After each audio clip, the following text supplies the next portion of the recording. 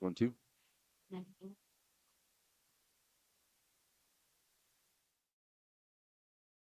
Beginning with our sweetheart. The band sweetheart is Miss Juliana Perez. Juliana is the daughter of Francisco and Maria Alicia Perez. Tonight she is being escorted by the band bow, Cairo Hernandez. Juliana has been a member of the band for 4 years and was a part of the 2021 2A state champion band. Juliana has also been a member of both the Junior Chamber of Commerce and the National Beta Club for 4 years. She played 5 years and she plans to attend UP College to become a nurse. Once again, band sweetheart, Miss Juliana Perez.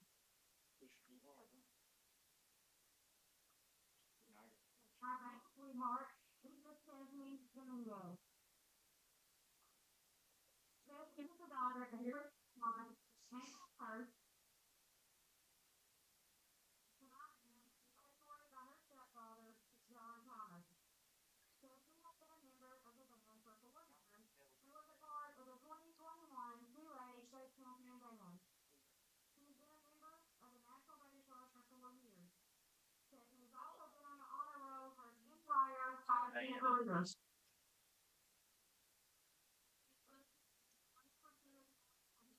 Nurse practitioner or nurse. Nice. Thank you, Ms. Stephanie, our beta sweetheart.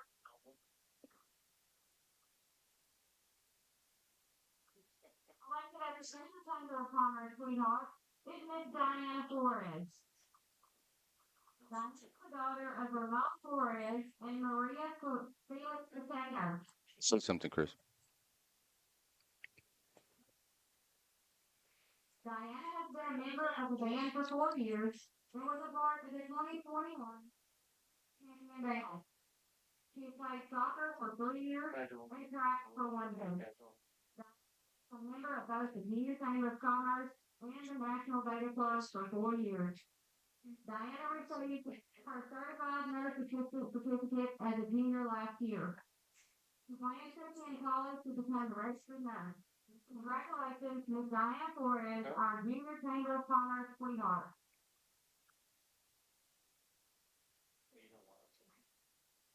The yearbook sweetheart is Miss Jaya Johnson. Jaya is the daughter of Senior Michael Richard Sr. Tonight she is escorted by her father, Anthony Robertson, and her stepfather, Michael Richard Sr. She is a cheerleader and participates in basketball and cross country. She is also a member of both the Junior Chamber of Commerce and the National Beta Club. Jada represented her 8th grade class as a valedictorian at her completion ceremony last year. She plans to graduate high school with her associate's degree and pursue her dreams in the medical field as a radiologist. Your yearbook sweetheart, Miss Jada Johnson.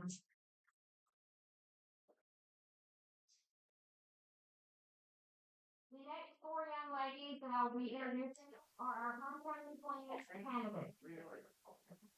Investment teacher.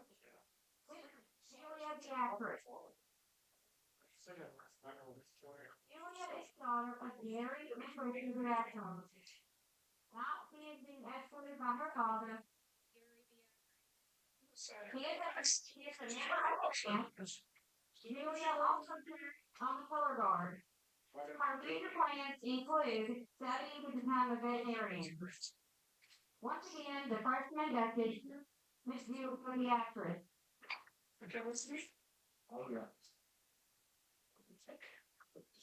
Serving as the salt second is Miss Kendall Bell. Kendall's the daughter of Miss Oscar Calloway. Tonight she is escorted by her brother to Xavier Class. He has played basketball and been a cheerleader for 2 years. He is a member of both the Junior Chamber of Commerce and the National Beta Club. Kendall is also a member of the Basketball Society of High School Scholars. She plans to attend Texas A&M Commerce to become an optometrist. Miss Kendall Bell is her sophomore decade. It was just fighting before. Probably. The junior dentist is Miss Karina Corpus. Karina is the daughter of Jose and Veronica Corpus. Tonight she is being escorted by her father, Jose Corpus. Karina has been a member of the band for 3 years and was a part of the 2021 2A state champion band. She's a member of the cover band. She is a joint ambassador to the Consumer Commerce Organization and a member of the National Beta Club. Karina has also played soccer for 3 years. She plans to attend Angelina College and become a registered nurse. Once again, the Miss Karina Corpus.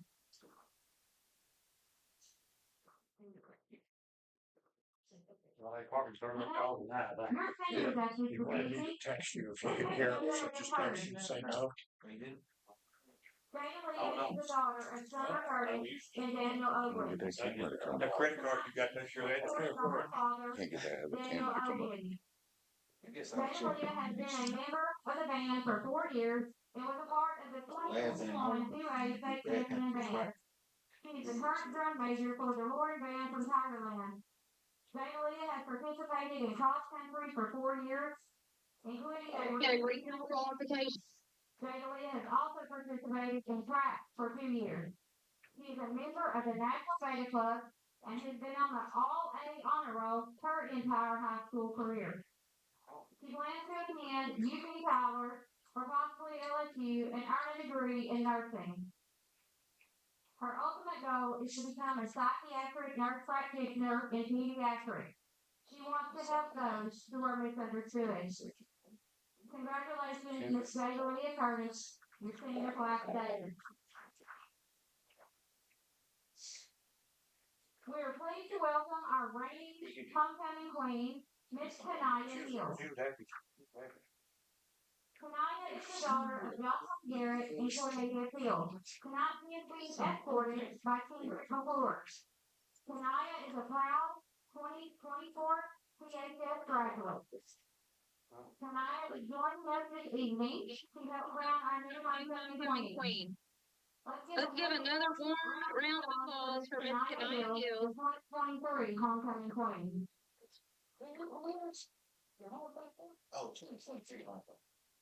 And the winner is. In the front row. Can't hear it. At this time, when our fourth class doesn't please step forward. I'd like to congratulate all of these young ladies for being elected by your classmates to represent tonight. And now, without further ado, it is my pleasure to introduce our new homecoming queen. Ladies and gentlemen, your 2024 Tenaha homecoming queen is Miss Dalia Curtis.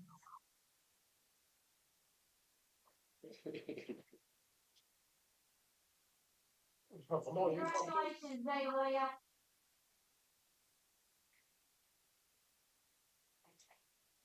Hey, I'm Joe. Gene Bell. That's me. No, me too. You know who Eugene? Huh? Yeah. This guy here? No, Jay Carter for one. You good? Had no idea. Once again, congratulations to your 2024 Tenaha High School homecoming queen, Miss Dalia Curtis. And congratulations to everyone on the homecoming court. You all are beautiful and have done an amazing job representing our school. Please give our queen and all these outstanding young ladies one more round of applause. I talked to the head coach. I know him. I've been over 15 years old. Really? Yeah. He said, dumpster fire. He said, I got food in the dumpster fire. Really? I'll hide your live. And I coaches in 1 week. So I got a lot of kids and all over the stadium. Ours just a little while we can do. I've been there a long time since I've been fast track. Actually, we had last. We win. Should have could have went away on me.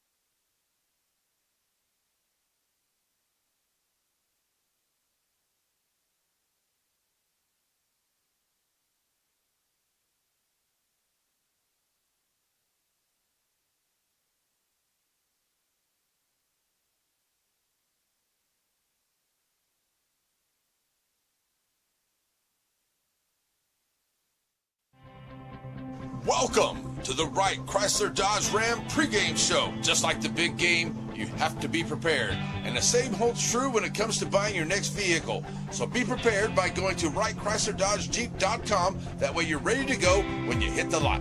Now it's time for us to get you ready for the big game. The Wright Chrysler Dodge Jeep Ram pregame show starts now.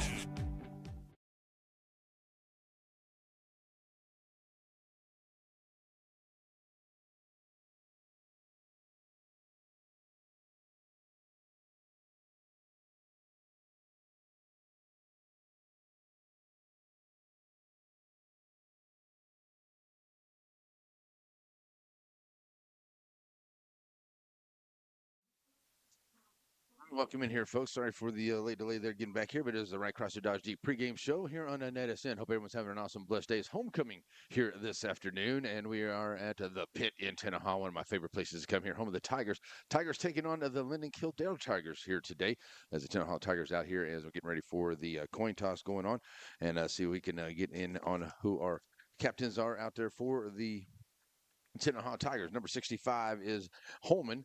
Number 1 is Moore. Number 54 is Sewell. Number 5 is Kinney. Number 6 is Cooks. That is your team captains for the Tenaha Tigers. Over there for Lindell, looks like we have number 6, which is Stanley, and number 4. 0. That is Wells. Looks like he is in street clothes. Might not be playing out there.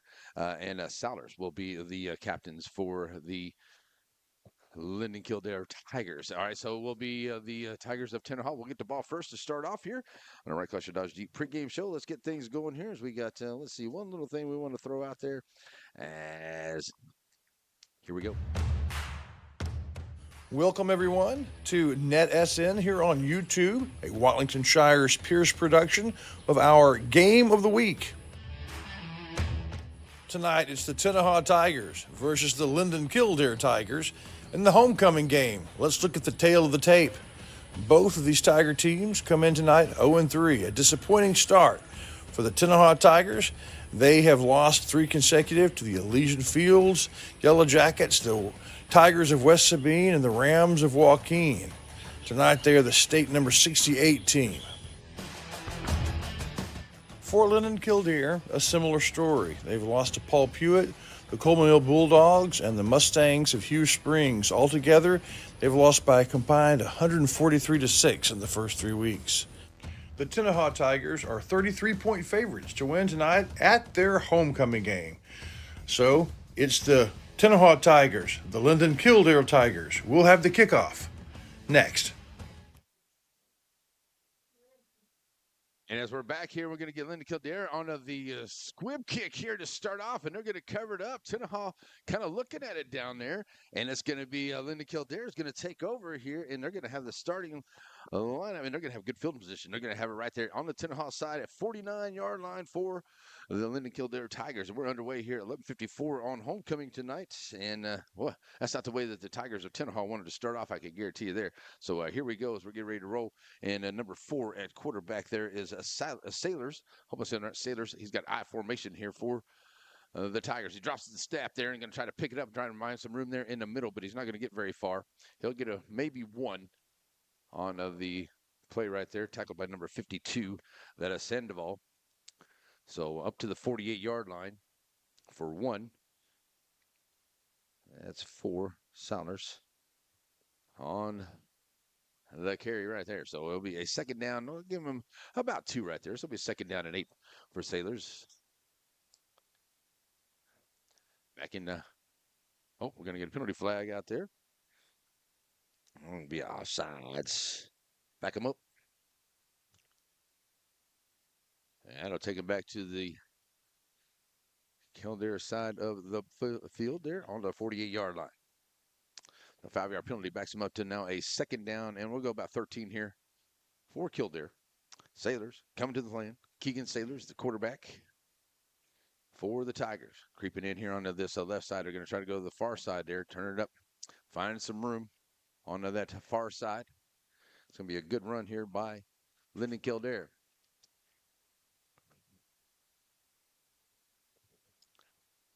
And that is, I believe that's number 8. We're going to make sure on the number there, folks. Yes, sir. That's it. Number 8, Love onto the carry. And he'll take it up to the 49-yard line of the Tenaha Tigers. So he'll pick up 3. 3rd down and about 11. Here we go. Sailor's going to look to pass. Got a man out here going to look, and it's almost intercepted here at about the 40-yard line. Pass incomplete. And that'll be a 4th down. 4th down, and I'm on a punting situation here for the Linden-Kildare Tigers. Nice try, though. They got the onside kick to start off, but not able to do much with it there, and the penalty didn't hurt him. It didn't help it at all. And so now we're going to go for a kick here by the Linden-Kildare Tigers, number 69, and that is going to be John George. He'll be back for the kick, back deep. Number 6, that is Cooks for the Tenaha Tigers. He'll be back there at about his own 15-yard line. Punt on the way here from Linden-Kildare.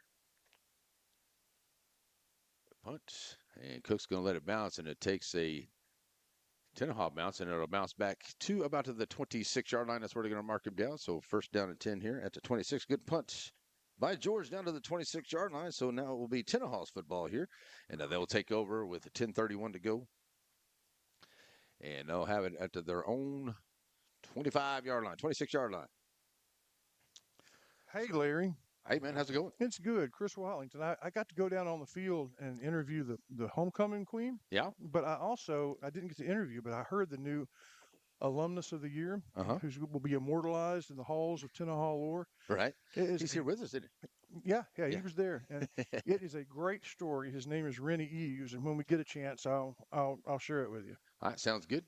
So coming out here for the start for the Tenaha Tigers, Kenny's going to come out. He's going to have a empty set. He's going to bring out spread formation here for Tigers. Kenny now look at the pass. Going to go up big here onto the start. Got his man. Oh, in and out of the hands of the intended receiver right there at the 50-yard line. Incomplete pass. Nice try there, but in and out of the hands. They had him there.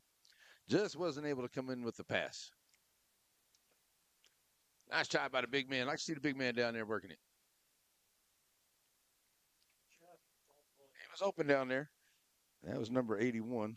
That is Seth Stokes. 2nd down and 10 here after the incomplete pass. And Kenny now ready to go once again. Bringing a man in motion left side. Low snap. Kenny going to come out here to the near side. Going to have his man. He's caught there at about the 37-yard line. And making some moves and getting up near midfield.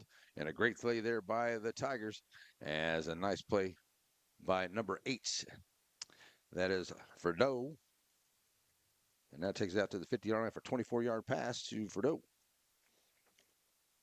Boy, the 1st down. That's a Ray Jones 1st down. Sorry. Ray Jones 1st down.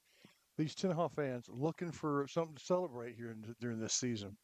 Yeah, and they're looking to see if they can get things rock and rolling here to start off. Kenny going to bring him back out. Twin set both sides. Going to send it up to the far side there. And got his man taking it up the sideline. And a good play there by the Tigers once again. Going to get themselves another Ray Jones 1st down over on that far side. And that's Ferdo once again. So another pass play there to Ferdo. And it'll be another Ray Jones 1st down. And it'll be all the way down to the 20, like that, the 32-yard line. That's 18 on that one. So nice play here for the Tenaha Tigers. Now coming to the line quickly, keeping it in that spread formation for Kenny and the Tiger offense. So ready to go here. Kenny going to look to pass over. Got a man once again right here in the flat. Kind of get him down to the sideline. And he'll be knocked out of bounds there. About 1st down yardage. The 1st down. Is that Cook on this side, I do believe, this time. That's another Ray Jones 1st down. Ray Jones 1st down. 3 Ray Jones 1st downs in here. And that was Cook on this time. So a good one for Cook, taking it all the way down to the 19-yard line. So a lot of pass playing going on right here for Tenaha, trying to drive it right down the field. So Kenny going to look to go down in there, try to get that fade down in the corner. Just a little too far there onto the pass. Pass incomplete. That'll bring up a 2nd down. Boy, such a fluid throw in motion, though. That ball went 25, 30 yards, and his arm looked like he was just playing catch with his little brother. So there we go. Now to be a 2nd down and 10 after the incomplete pass. And Kenny racking up the yards right here so far onto this drive. Now he's going to put Backs in the backfield. Frideau. And Cook back there with it. And hand out to Frideau. Frideau taking right up the middle, finding some room. And cutting back inside, breaking some tackles, still steamrolling his way and taking it to the house. Touchdown, Tenaha Tigers, right there on a great run. He hurt some people's Man, I feelings tell on you that what, that run. was a great run there by Frideau. Very good. Very good. So touchdown for the Tigers on the 8-yard run there. Should say the 19-yard run by Frideau. Touchdown, Tigers. Can't go wrong with calling Tigers out tonight, though, can we? No, that's true. If you say Tigers, you're going to be correct, but you'll also be incorrect. So That's right. That's right. You go. Are you glass half full or half empty? That's it. There you go. So extra point onto the way now on here for the Tigers. Here's the kick, and it is up, and it is a good. Number 13 there. That is Patrice. Is that right?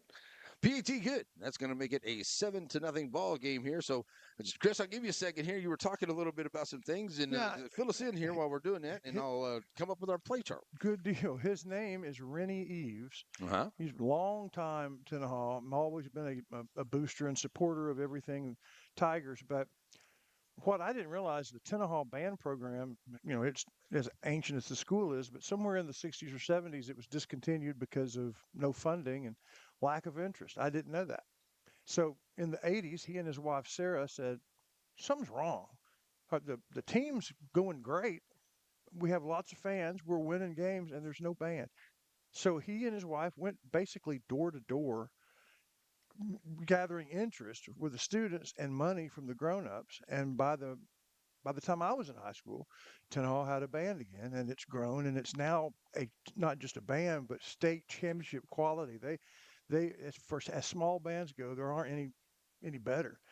So actually, literally the father of the Tenaha band, and that's awesome.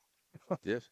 We had a little thing going on here. I don't know. So we're going to get to the 2-point conversion. Maybe is there a penalty out there? And so they're going to come out to go for the 2-point conversion. They moved it a little bit closer. Didn't see the penalty flag out there. Sorry about that, folks. Yeah, but that is the point after still good. And that's going to make it an 8-0 ball game here as Frideau takes it and runs it in. He got the touchdown and he got the 2-point conversion there for the Tenaha Tigers. So, the father of the Tenaha band, which has been very prideful. I know the Tenaha band is a really, really prideful band around here, man. I mean, and the only bands that are in their neighborhood as far as quality are the other Shelby County bands. Tenaha, it leads it. Timpson has won the same kind of statewide honors. Shelbyville, right there, state honor band. Of course, the center band is huge and good. So they joined a family of excellent bands here in Shelby County. But I have no idea who the father of the center band was. It was formed in 1938, I think. Yeah. That story is gone to history, but they just honored in real time the father of the Tenaha band. How neat is that? That's pretty cool. Yeah, we lost some internet there as we were going through the homecoming festivities, folks. I don't know. So we got our internet hooked back up, so my apologies to you there. But definitely want to go through that. 6 plays, minute 26 out the clock, 74 yards, culminating in a 19-yard touchdown run by Frideau. And the PAT is good to 2-point conversion to now make it an 8-0 ball game here. I mean, there's another set over there if you want to get them. I'm sorry, I should have put all 3 of them.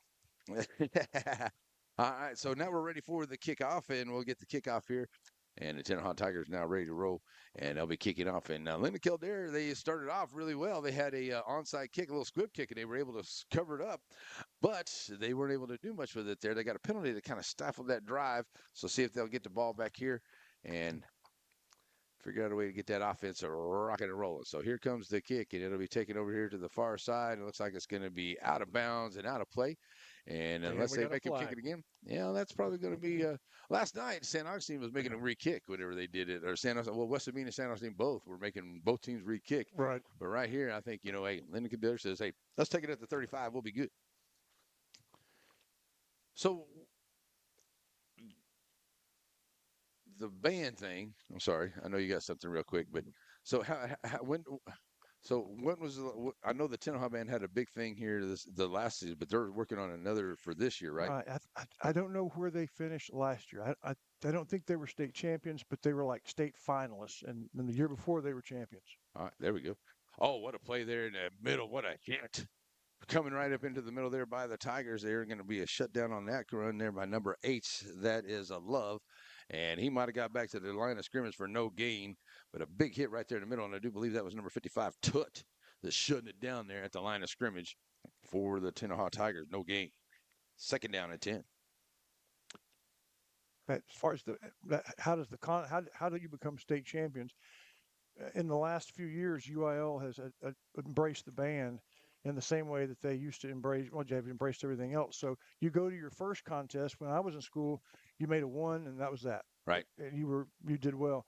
But if you make a 1, you're eligible to go to the next level. And then if you make a 1 and finish in the top 5 or 6, you're able to go to the next level. And they keep doing that. I think it's 3 different contests. Then you arrive at the state contest, and then it's first, second, third, fourth, fifth, sixth, right, just like that. And 2 years ago, Tenaha was first.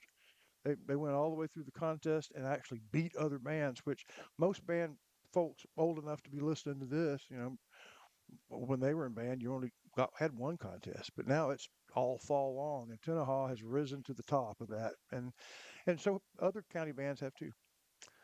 Oh, I was just looking at something. I was going to go see about maybe playing a commercial here. We were Yeah, you going to should talk do a that. little bit over here. Let's go over here and see if we can. Oh, I'm here. Oh, that's Off all right. you go. Oh, you're all right. I thought I had this in here for us because I know that we just made that new ad there for Tenaha Bank. So I was going to see where it went to because I know that I put that in there. Yeah, there it is. Right there it is. So we got a few seconds. We're at timeout, folks. We're going to do this. Tenaha, Texas. To look at it, it hasn't changed much since the days of Tex Ritter. The pace is slow, just the way we like it. But we're proud of our young people, the games they play and the music they make. 100 years of dreams and the determination to make them come true. But we all need help every now and then, and that's where First National Bank of Tenaha comes in.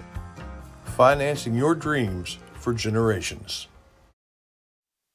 We got stuck good there. And back here again as Love going to turn the corner and try to get a few yards there, and he'll get maybe 3 on that one as they get up closer to the 35-yard line. They'll put him there to 33, so he'll get 3 on that carry. Teams look pretty even at this point of the game, I would say. You think? I think. 3rd down and 7. Well, Linden-Kildare really needs a first down right here. They got to keep this drive alive. They really need to get a first down here, but they're facing a very good defensive front. That 4-3 right now that's the Tenaha Tigers are running against them is very solid up front. So haven't really seen them really go back. They tried to pass one time, but it looks like they may be in a passing situation right here. 3rd down and long. Here's Sater's going to hand off on the little toss there, but that's going to go nowhere. Probably going to lose a yard actually, as that one was tossed to Turner, number 7. And they'll lose a yard back to the 32-yard line. That's going to bring up a 2nd down. Or make that a 4th down. Yeah, 4th down. This team from Linden-Kildare has just gotten off to an awful start. They've lost their 3 games by combined like 143-6. Yeah. They just have gotten no offense started, and their defense is on the field all the time. So they would love to come and steal one here at homecoming, but Tenaha's played up. They've played some teams that are, they knew were going to be awfully good, and they're from bigger schools, hungry for their first win. What better way to do it than here in the sunlight and homecoming? Yeah. George with the kick, and it's going to be Kenny's going to take it there to 35-yard line. He gets around 1 defender. He's still on his feet at midfield, cuts it back across, and he's still got a lot of room there, but good job there by the Tigers of Linden-Kildare. They take him down, but it is good starting field position once again as Kenny going to get it up to the 40, make that the 39-yard line of Linden-Kildare. So the Tenaha will take over with good starting field position. 6:32 to go here into this first quarter. They lead it right now 8-0. And both teams are remembering their days on the JV. Yeah. It's when the sun's in your eyes. Exactly. Exactly. It's a beautiful day for it out here today. It's true.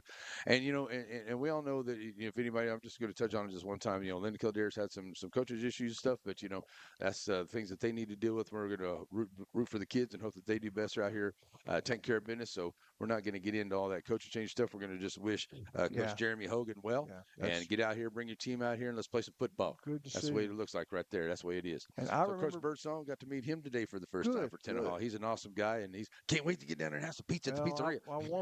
We want him at the Piney Woods Coaches Show about 6:30 tomorrow or any Monday. Yeah, that's right. So here we go. Flag down from the far side over there. Took a little too much time. We're gonna get a delay of game, or we're gonna get a timeout before that. Maybe. I don't think so. Coach Birdsong said, "No, just stay out there. We'll take the delay of game." So the first penalty of the ball game here against the Tenaha Tigers. That'll back them up to their That is the first penalty. 44-yard line. I guess that kickoff out of bounds. But I mean, does that really Yeah. count? It kind of does, but That's a you don't really get. I that's don't a know. point You can get to five like penalty. like it's a Half 15 yarder. What is it? It's just it's just a penalty. All right, so Kenny back there with Fredo in the backfield to his left side. Trip receiver set over that far side. Going to come here and going to catch the man cutting Nice. across. What a play! And he ain't going to He's catch him. on. Bye-bye. Bye-bye. Number 7, that is Jatavius Malone taking it to the house there on the one play touchdown drive. 44-yard touchdown for the Tenaha Tigers. If they had, and it's now 14-0. they don't have that delay of game. It's less than a 40-yard touchdown. So that's what they were thinking. So on the pass play here, on a great job there on the just cutting across, he did a really good job. Got in right in front of the defender there, cutting it back into the middle on the crossing route, took it to the end, and just a beautiful pass by Kenny, and right there to the house. Nice play. Here comes the extra point onto the way. Patrice. Fumble. Fumble, fire drill. All right, so that's what we used to call it there. The ball gets away on the extra point, fire drill. Everybody knows it. Go, go, go. So there we go. The PAT is going to be no good this time, and it is now a 14-0 ball game. Lindell will get the ball back. We need to take a break, so we're going to do that right here on a Net SN.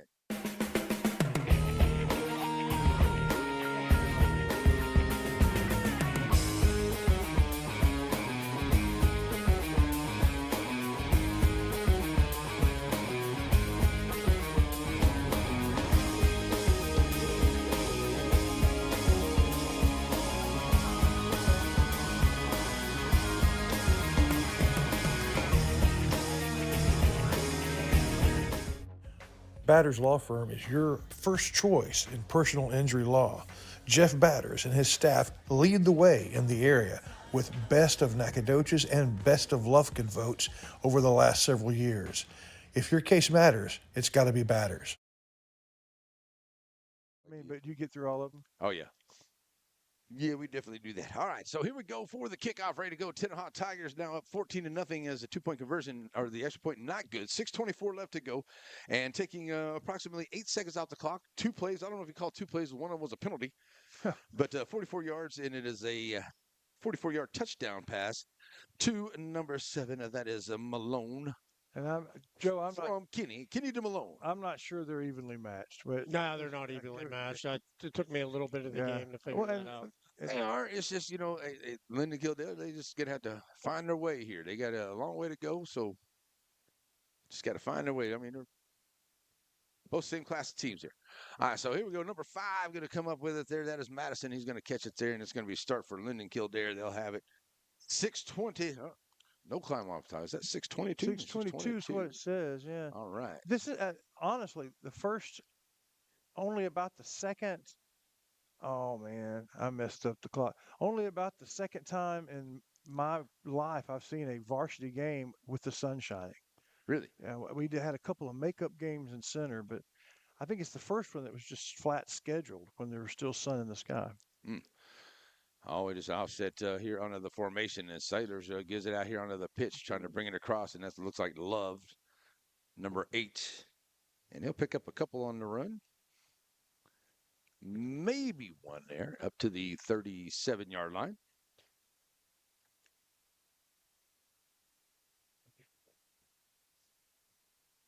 So they'll give him 2. 2nd down and 8 for Kildare. So you got Sailors in the backfield, and then you got Stanley as the fullback, and then Love is the running back there, halfback. And they're playing just a basic offense right here, and just got to be explosive with it. Those linemen got to get off and get that running game. Got to beat them at the point of the attack. But Tenaha's very good skills, a lot of experience out there, and right now their defense is just taking it to Linden-Kildare, and there's no gain on that play for Love. Yeah, I think the guard had his guy blocked, and if the back had cut to his right, he would have had, I think he would have had a first down, but that's way easy for me to say up here. It's air conditioned, and I saw it. And there's above. food. Yeah, chewing on a piece of chicken. That's right. Cut back. Yeah. Yeah. Slinging barbecue sauce everywhere. There you go. What I have done. 5:03 left here, and that clock rolling is they're taking a little time here, but they are at the line. Does Sailors? He comes up here now, and twin back sets. Gonna look to dump it off out here and in and out of the hands. That's behind. Oh, That is a live ball. It should be a live ball because it was a behind the line pass. So it was, and that's going to be a turnover. Oh, wow. Because it was behind the line. So that was a backwards pass. So that's going to end up being for Tenaha. They're going to cover it up there. Both teams kind of looking at it, but Tenaha finally, wisely, the secondary Right. jumps up there and grabs a hold of it. So it's Almost going to be a turnover. everybody in the place thought that was an incomplete pass. Picked up by Quentin Goodson. Yeah, good job there by Goodson. Heads up, Goodson. All right, so that's going to be a turnover. And Tenaha is going to have it again. And, hey, Tenaha, and there's another thing to help out for Tenaha. They started off on their own 49. They started off on the 32, the 39, and now they're starting right now at the 33-yard line of Tyndale. Their average field position is on their side of the 50. That's a big thing here whenever you're starting on that side of the field, too. By the way. There we go. All right, first down and 10 here for the Tigers of Tenaha, as it is Kenny. And he's going to look to pass. Now pulls it down. Got a man out there wide open. There's the big man. He's not going to miss it this time. No. That's Stokes. And he's going to take it in there onto the big touchdown play from 33 yards out. Stokes. And for 33 for the touchdown. As big as Stokes is, he hid from the defense. No one knew he was there. He a big boy. He was his area code all to his own. 37-yard touchdown pass there for the Tenaha Tigers to now make it a 20-0 score here. 4:33 left to go here in this first quarter. Here on homecoming night tonight, big number 5-3. That is, no, 113. I'm sorry, that's number 13. That is Patrice only in for the extra point attempt. Set and ready to go here. Tenaha up big early. High snap, but gets it down. Nice job there by the holder, and that's going to be a PAT. Good. That'll make it 21-0 here. 4:33 to go here into the first quarter. So nice start here for the Tenaha Tigers. We'll be right back here on homecoming afternoon. This is a beautiful Saturday afternoon here in where are we at? Tenaha, Texas. That's it. Joaquin Tire in Joaquin, Texas. Family owned and operated with new and used tires, general mechanics, and road services. Jesse and his team is proud to serve the community with car, truck, and commercial and ag vehicle tires. They're located in Joaquin at the 84 and Highway 7 split. Call the shop today to make an appointment at 936-269-9516. That's 936-269-9516. Joaquin Tire is a proud sponsor of Game of the Week. Stop in and see them today for all of your new and used tire needs. At Watson & Sons, their family serves your family. It begins with their facilities, their inviting and warm chapel, and their elegant lobby, and their unique product room where you can shop for the choices your tribute requires. They've been serving your family at Watson & Sons since Scott built it in 1998, but their family has been serving you for over a century. Alrighty, folks, we are back here, and one play for 33 yards, or 37 yards, or 33 yards, sorry, for the touchdown there for Tenaha. Here we go for the Shelby Savings Bank kickoff, and it's going to be taken there and it'll bounce, and it'll be picked up there by Linden-Kildare in a good starting field position here for him, as this time number 8, Love, is going to pick it up and take it out there right around to the 33-yard line. So a good start here for Linden-Kildare. They'll have it at the 33.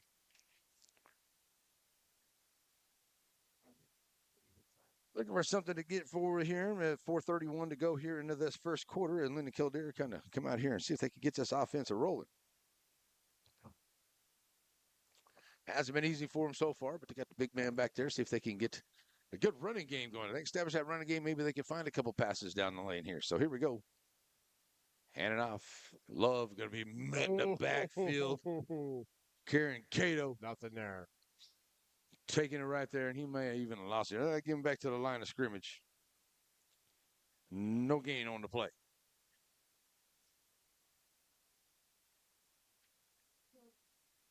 Second down and 10 here for Linden-Kildare, keeping that clock rolling. Get down about 4 minutes to go here in this first quarter.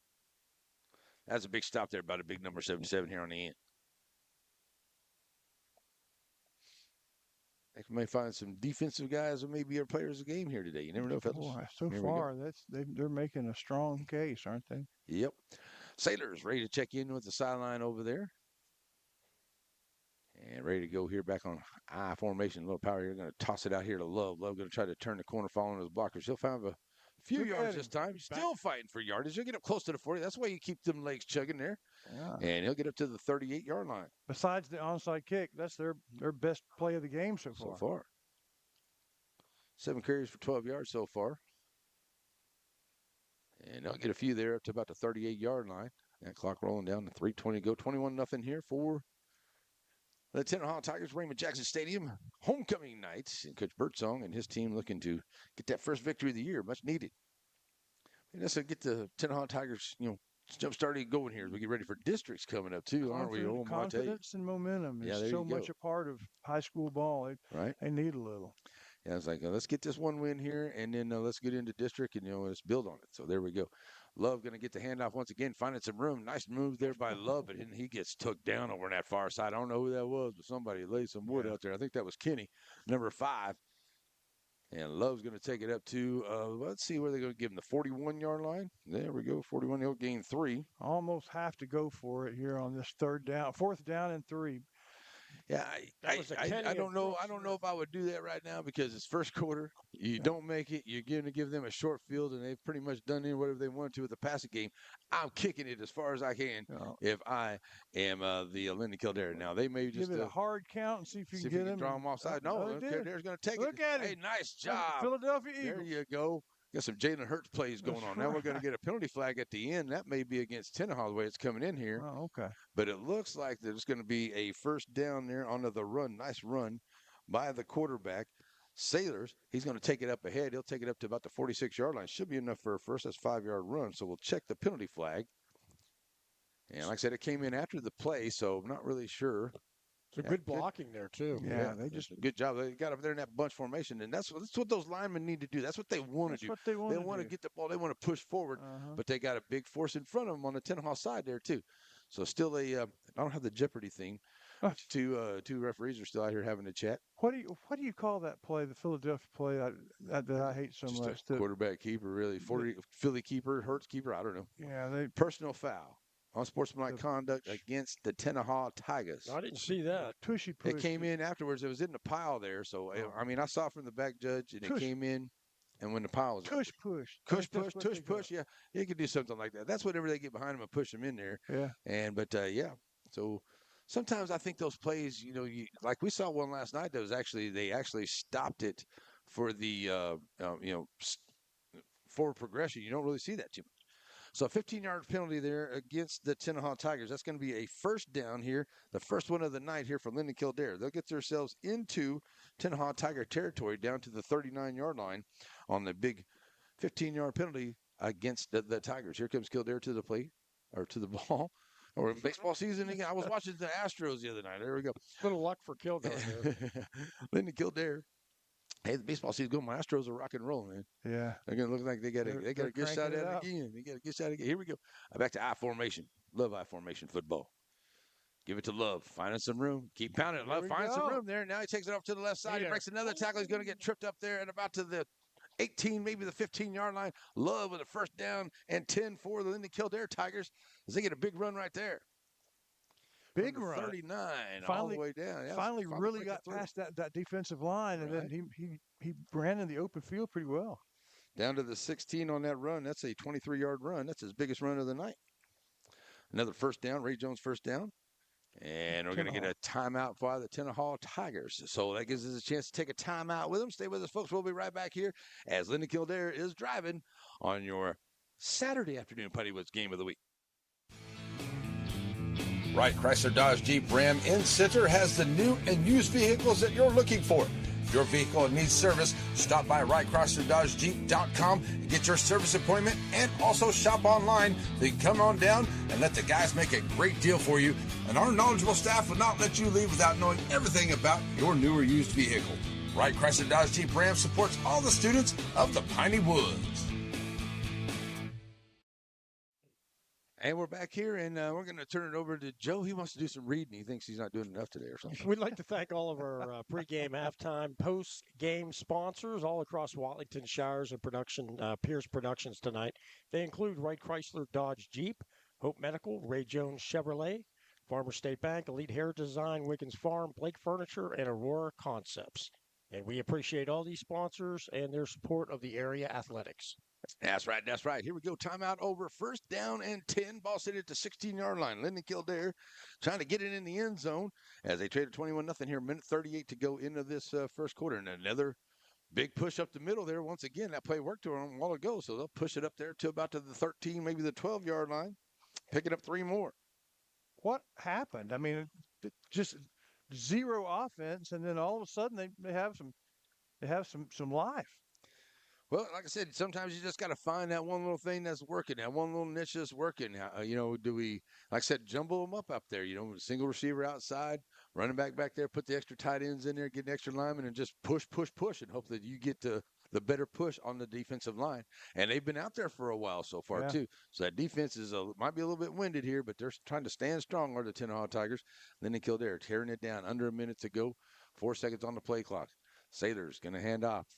Give to Love. Love finds some room, and he's going to take it in the middle. He's going to get inside the fumble. They carry him. He's going to be down. It's going to be a first down and goal at the 2 for the Tigers of Lindale. A Ray Jones first down at the State Farm red zone.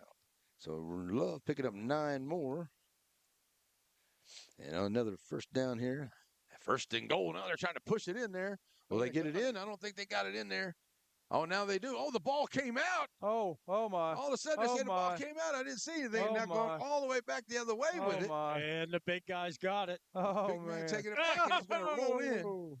For the touchdown, they're going to get a penalty flag for that because you're not really supposed to do that. So Stokes is going to take it back, but it came out. I thought it was stopped. I saw the referee going in from the side over here, right outside between the 1 and the goal line. Next thing I know, Stokes is down the field. Stokes, I think, was the only one who knew. Stokes will remember that play for the rest of his life. So and you know what? So will Coach Birdsong at practice when you dive into the end zone like that, give you a 15-yard penalty. You're probably going to be doing some up downs. I'll tell you that at practice. Linden-Kildare coach wants to know. His argument was progress was stopped. And I have to.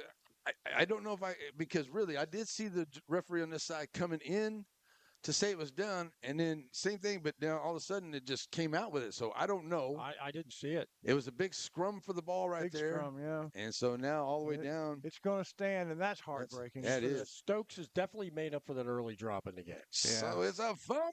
And I know you're not supposed to taunt and all, but when you get a 99-yard fumble recovery, have you ever had one of those? No. That doesn't happen to most people. I'll take the 15-yard penalty and all the discipline. I sure will. I don't think don't throw a flag when he turns a somersault in the end zone.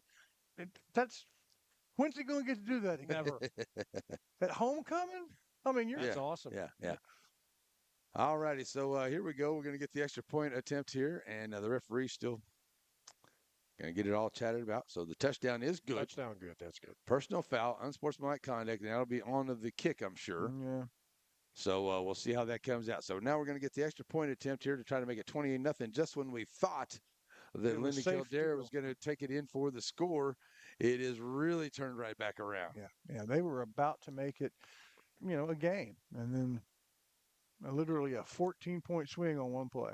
Wow, there's the kick, and it is up and good. So that makes it a 28-0 ball game right here on our homecoming night in Tenaha on a big, 99.5-yard return there by Stokes for the touchdown. We'll be right back here for the kickoff. It's coming up here on NetSN. At Hope Community Medicine, they believe that more than medicine is needed when providing quality care for their patients. With locations throughout East Texas, the vision is to give hope to those who seek a better life by caring for their body, mind, and soul, and not about their ability to pay. Through the network of staff and locations, Hope seeks to be primary provider of medical, dental, and behavioral health.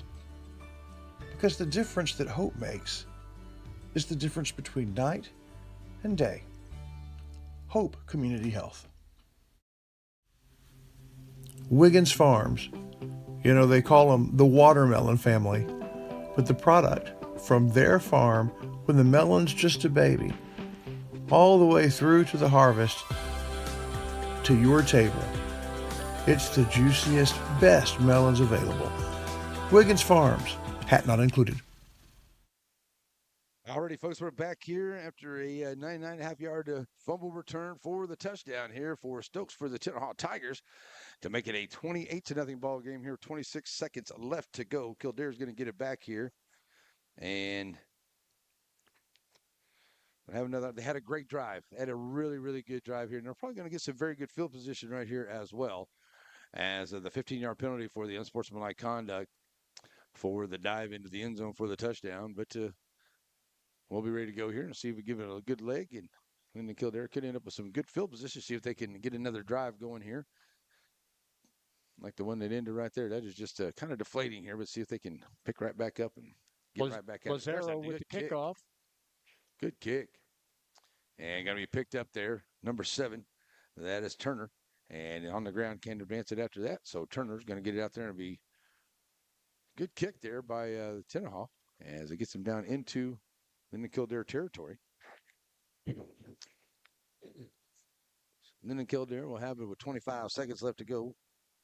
And they'll have it there on their own 20-yard line, looks like. Okay, so 20-yard line. For the quarterback Sailors and the Linden-Kildare Tigers.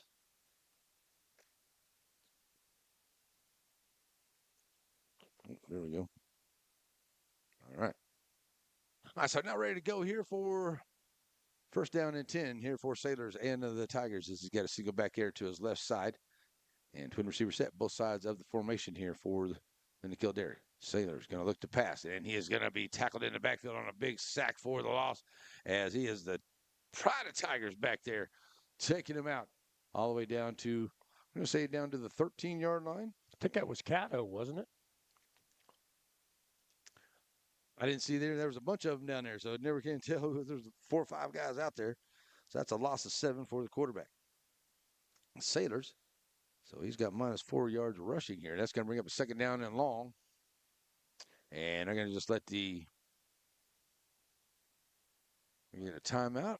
Is that what we got here? Didn't see the call there, but both teams are moving up to the sidelines. Here we got a couple chats going on. So still 11 seconds on the clock. I didn't see them say that they were going to stop it or anything. So they're going to roll the clock, and clock operator says, okay, now thanks for letting me know. So now we're ready to go. So this is going to end of the quarter, and it will be a 28-0 lead for the Tenaha Tigers over Linden-Kildare here this afternoon on homecoming. We'll be right back here for the second quarter coming up here on Net SN. Aurora Concepts Primary Care Center, and just behind it, Medical Specialist Center, is a team supervised by Dr. Jane Todd and led by Don Barnes. They're professionals. They provide good family care to everyone in the family. They're also your center for testing and vaccinations. When there's something wrong and you don't know what, call Aurora Concepts. Shelby Savings Bank has a brand new look. They're proud of where they've been, where they came from starting in 1981, but now they're moving forward with locations all over East Texas to serve you.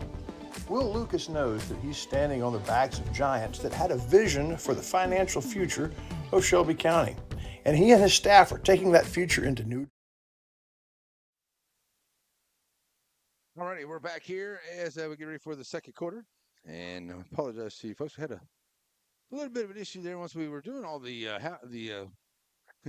were getting all the homecoming stuff done, and all of a sudden we just lost all total internet there. So we ended up having to go with a different route with the internet. So we got it, and so it caused a little bit of a stop and delay down in there, but we should be good to go now. Second quarter, 28-0 here for the Tenaha Tigers, as they are on top here. And then Kildare has the ball, and they have it on their own 13-yard line with a second down and long for Linden-Kildare.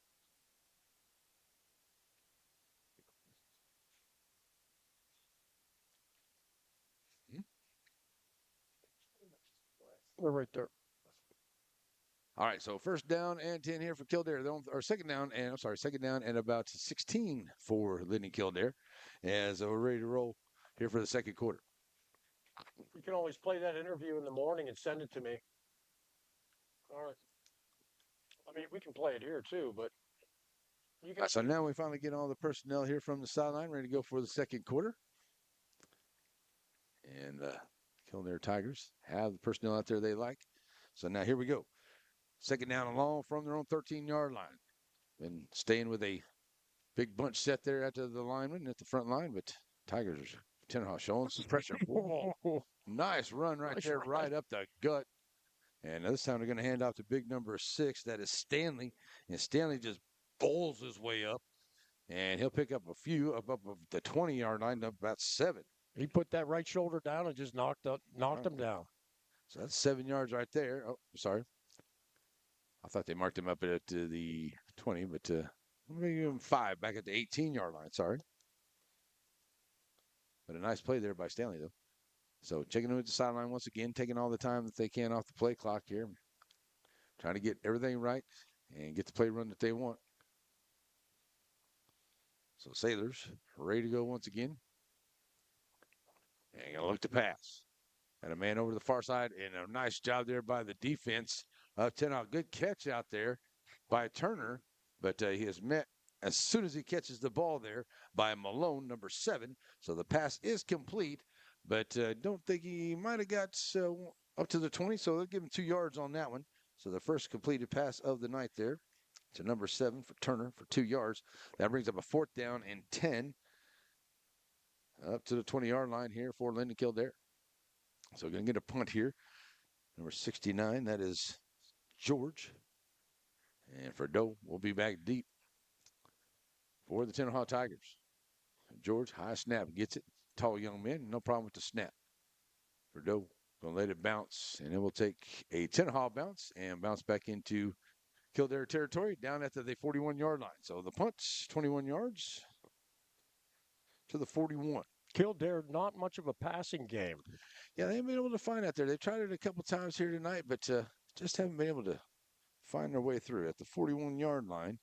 10:21 to go here into the first half. And I go back over here to the Tenaha Tigers right now as they get another short field here. And they've taken advantage of that a couple times tonight. A couple of 2-play drives, a 1-play drive from the short fields. So we'll see what Coach Birdsong and his offense is ready to dial up here as they go to add some more. Still 10:21 to go here until halftime. Coming up halftime brought to us by Farmer State Bank. Got a great interview with our good friends at Happy Tales Adoption. They had an adoption event today. I went down there and checked it out. Oh, did you go to the event? I went down, checked it out, and I tell you, I almost walked out there with like 6 dogs and 3 cats. I know, it's hard. It's hard not to, you know what I'm saying? So, but here we go. Ready to go. Ferdo in the backfield here with Kenny. First down and 10 for the Tigers. Getting flushed out of the pocket is Kenny. And a good job here on the defense. Nice job by Linden-Kildare. They get back there for a big sack. Number 61, Alan Pena, one of those back there, and it's a big loss by Kenny, and he'll be back into, what are they going to mark him down? Well, they say he's at the 47-yard line of Tenaha. Big loss. Yeah, he eluded 2 defenders, but the third one got him down. So that's a loss of 12 right there. So that's going to bring up a 2nd down and 22 for Tenaha. And they're now on their end of the field here at the 47-yard line. 9:45 left to go until halftime. Still a good lead here for Tenaha. Ferdo in the backfield here to the right side of Kenny. Trip receiver bunch set here to the near side. Kenny going to try to find a man. It's just a little low there to Ferdo. Pass incomplete.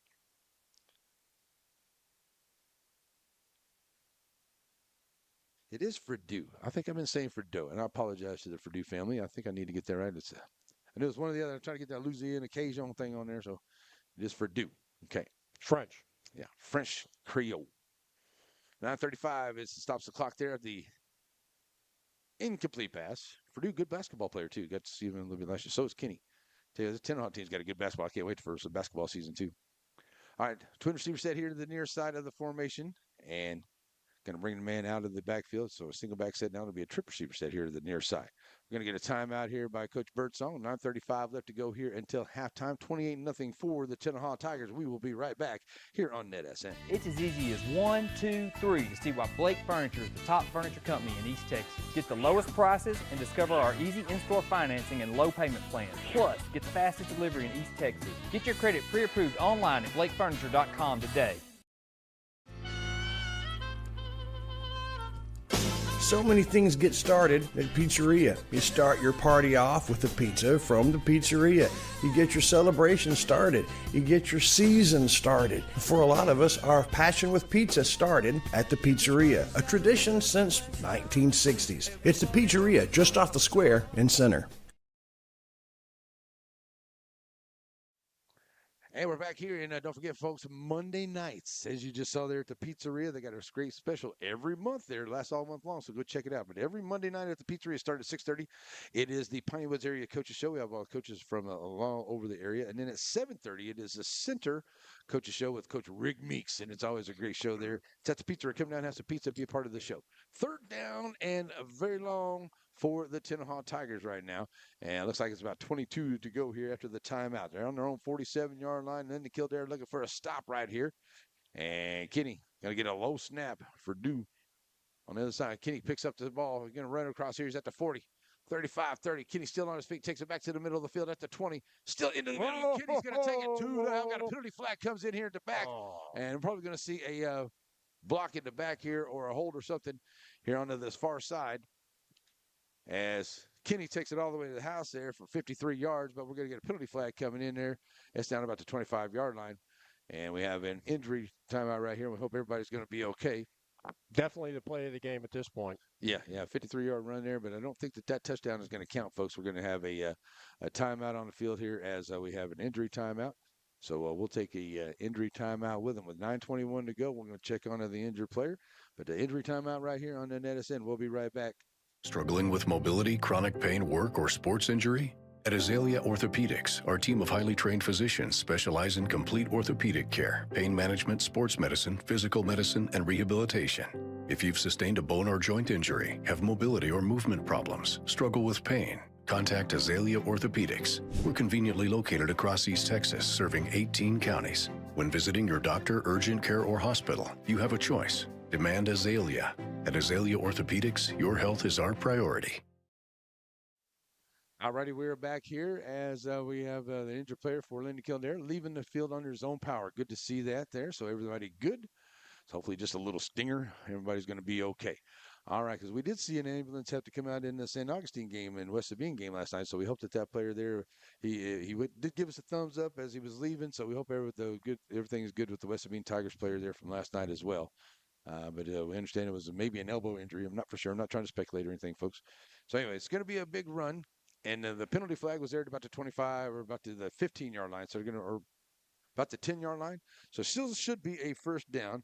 And it's going to be a run. And even though the penalty was there, it's going to be at the 25-yard line. So that'll be a 28-yard run. Another first down here. That's number 5 on the night here for the Tenaha Tigers. So 5 on the night and a big 28-yard run. Makes them 16 yards on a couple of carries. They've been passing the ball a little bit. They haven't had too many plays on offense while they've had it here. So the Tenaha Tigers are doing a great job here on offense so far. Just a couple of runs out there for Dew. Back in the backfield once again here with Kenny. Kenny, it's a low snap, and he's going to be taken down in the backfield. Big play by big number 65, Colton Justice for the Linden-Kildare Tigers. He's back there, and that's going to be a stop for a loss. Back to the 29-yard line. They'll lose 4. That brings up a second down, and we're talking about 14 here for Tenaha. Clock rolling now down under 9 minutes. Kenny taking a long look at sideline. Now ready to go for Dew to his left side. Twin receiver set both sides of the formation here for Tenaha Tigers. Here we go. In shotgun, bringing the man in motion. Going to hand off. And, what a great play in the backfield there by Kildare. That's big number 69. That is John George. He's back there, and he disrupts that play. And not going to go anywhere with that one as Moore is taken down back at the 35-yard line, loss of 6. Good play there by Kildare. That's going to bring up third down and about 20 here for the Tenaha Tigers. That clock rolling as the Tigers had good starting field position at their 41 there, and they got a big run. It was called back to a penalty, and now a couple of big plays here by Linden-Kildare defenses. They created a little spark for them. Huh? Yeah, they did. So third down and long here. They've got a couple of negative plays here, way behind the chains of the Tenaha Tigers. They need to get something going here. Kenny going to look to pass. He got pass, ball's up. Man down there, he's got him, and that's going to be a caught. And it looks like number 6 for the Tenaha Tigers. That was Kaden Cooks, I do believe, going to come down with it, and a nice throw right into the breadbasket. Flag on the play. Another flag on the play. And that's going to come back. And that's going to be against the Tenaha Tigers. So negate the touchdown. And that'll bring it back. 2 best plays of the game. Flags. Flags. So the holding call right there is going to break it up, see where they marked it there, and it's probably about the 32, 33-yard line, so at the 30. So it's still going to be a loss of about 8 yards on that play, on that one. So that'll still take it back to the 40-yard line. They lost 5 there. They actually I call the same play on the other side. So 7:50 left to go here, and somebody might want to call Uber. We need to for this one. First down and a cab ride for Tenaha Tigers. We're looking about 25 right here. 3rd and 25. Don't too many plays in the playbook for 3rd and 25. Just throw it out there so you can get the best you can get. Purdue. Give it to Purdue. Let him run it down the field. There we go. Here's Kenny going to look to pass. Got all kinds of time. Got a man down here. Going to throw it down the sideline, and he has been pushed out. Oh, he stepped. Was he pushed out or he was stepped? Pushed out. He was pushed out, but he did come out, but he didn't really get that chance touchdown. to establish. They're saying touchdown. So it is a touchdown. He did catch it down there, but I don't know. He did go out of bounds. He was pushed out of bounds by the defender down there. He did go out and then come back in to make a catch. You know, you do have to establish yourself. Did he take 2 steps back inside and get back in? So I don't know. Like I said, it's going to be a call on the umpiring crew here. But to me, the way it's the way you're going to interpret the rule. To me, I think he was a little too close to the goal line to establish himself to come back in. So not for sure how they're going to do that. But it was a touchdown and a great catch by Cook down there. But like I said, he was shoved out of the end zone right around the 5 or 6 yard line and then came back in and made the catch. So I don't know what they're going to do here. We're going to have a chat about it.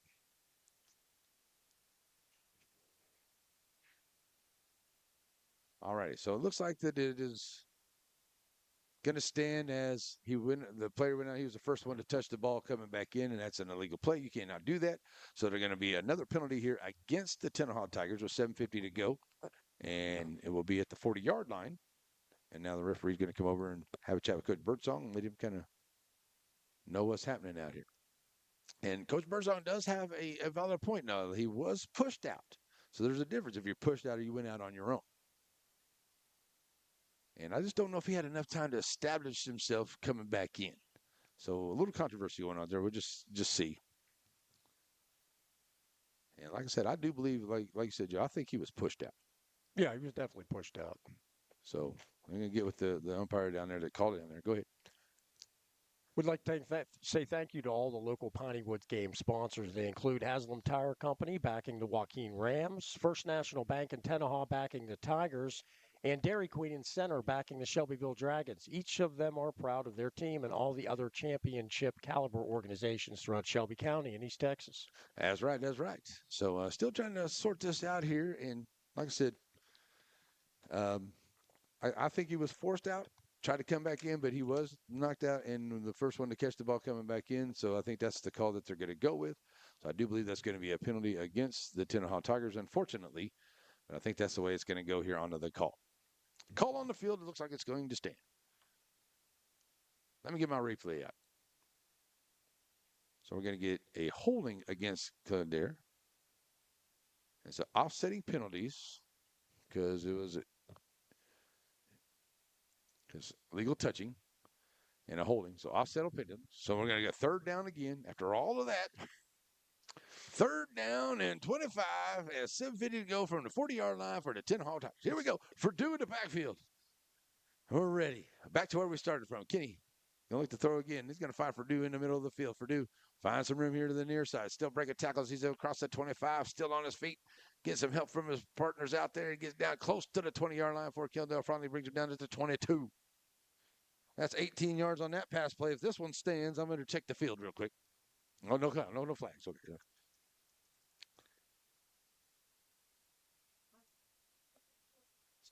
Purdue picking up 18 more on that one, and that's going to bring up a 4th down. Still didn't get a 1st down with that one, as it was 18 yards on there, so still needs about 7 yards to go. 4th down and 7, and Tenaha Tigers decide, you know what, we're going to go ahead and go for it.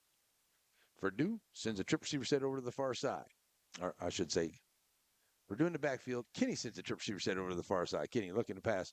Now pulls it down. Got a lot of open area out there if he decides to run. Now throws it back into the middle of the field. Touchdown. Touchdown, Purdue. Going to catch it right there Another flag on the play. Jeez. Those Sorry. flags kind of take all the fun out of it, don't they? Sorry, that was number one more with that one on the touchdown reception. But another flag out there about the 18-yard line. So we'll see what that one's about. It's a fourth down. So it just depends. Did you see any? I didn't see it, but where it's at, it's probably a holding call on the offense. That's just usually in that general area right there. Well, they could call that every play. Yeah, you can call holding on every play pretty much. I grew up in offense. Oh, an eligible man downfield. Really? 65, maybe. Big man downfield. Okay. Big Holman downfield. So downfield there, it's going to be another penalty there. So it's still going to be fourth down. And in all actuality, okay, so it was at the 22. And it should back it up to the 27 for the penalty.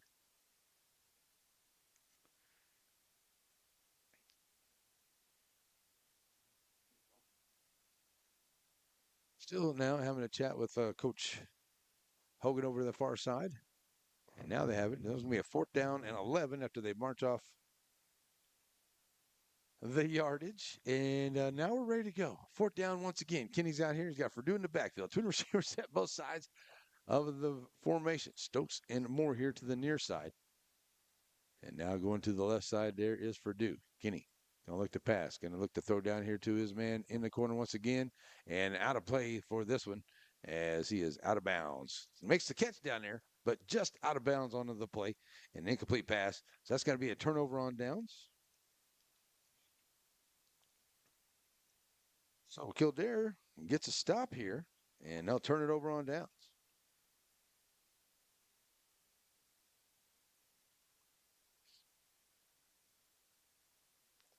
So Linden-Kildare will get it back here on a turnover now. It's first down and 10, and they'll have it at the 26, 27-yard line. That's where they're going to be. Call it at the 27. 6:40 to go here left into this first half. And Linden-Kildare had a great drive a little earlier. They just need to see if they can put another one of those together. And, I mean, it turned into being a fumble there, 99-yard touchdown on a fumble return. But man, they had such a great drive going right there. They played some good defense on that last drive there. They made a stop here. So we'll see if they can put something together, put some points on the board here before the end of the first half. 6:40 to go. And Sailors bringing them to the line. Got a single receiver set out there. They've done really good with this bunch formation, putting a lot of jumbo formation out there for Linden-Kildare. And Sailors going to hand off and finding his man here. And that's going to be Turner. Turner's not going to get very far. Sorry, that's going to be Love, number 8. So Love's going to get back to the line of scrimmage. No gain on the play. He's got 11 carries for 47 yards on the afternoon. Couple big carries for Love tonight. Second down and 10.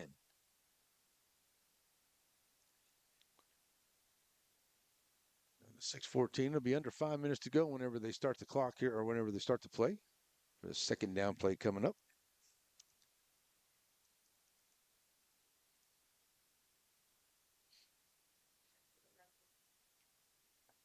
Takes some time now. They get it down to about 5 seconds now. Sailors brings it to the line. I formation football.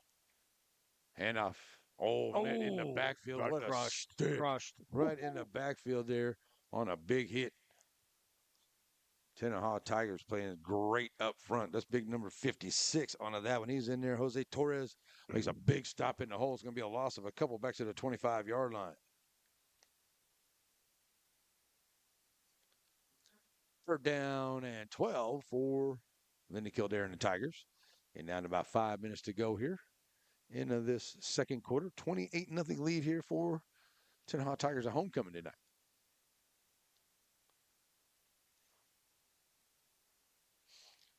So here we go as Sailors ready to go in shotgun. Twin receiver set both sides of the formation this time. Going to hand off.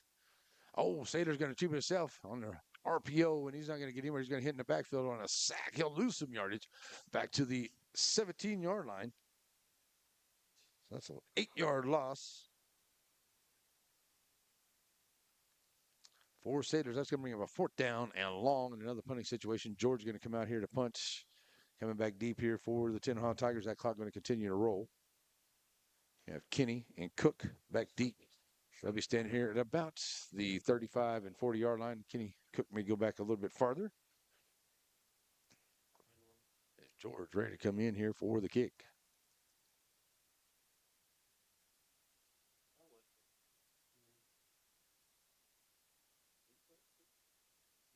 That'll be down there at about the 45-yard line. So another good starting field position here for the Tenaha Tigers. They've had a few of those here tonight. But Linden-Kildare did a good job last time holding them out of the end zone. So let's see if they can do the same thing here. Tenaha will take over with 4:19 left on the clock. And they'll have it on their own 45-yard, on the Kildare 45-yard line. Sorry. There we go. I think we'll do some Banners halftime scores. We have all kinds of good stuff coming up at halftime. Our halftime being brought to us by the good folks at Farmer State Bank. We got to talk about the Happy Tales Adoption Center and the Animal Shelter of Shelby County. We'll talk about that at halftime coming up with Ms. Ellswick. And they had a great adoption event there today, too. So good stuff happening there, Shelby County Adoption Center. All right, so here we go as Kenny going to throw it out and find his man in the flat over to the far side. Got him there and trying to make some room and get spun down there at about the 40-yard line. Looks like number 7. That was Malone. And he's going to take it up onto the pass play up to the 40-yard line for a gain of 5.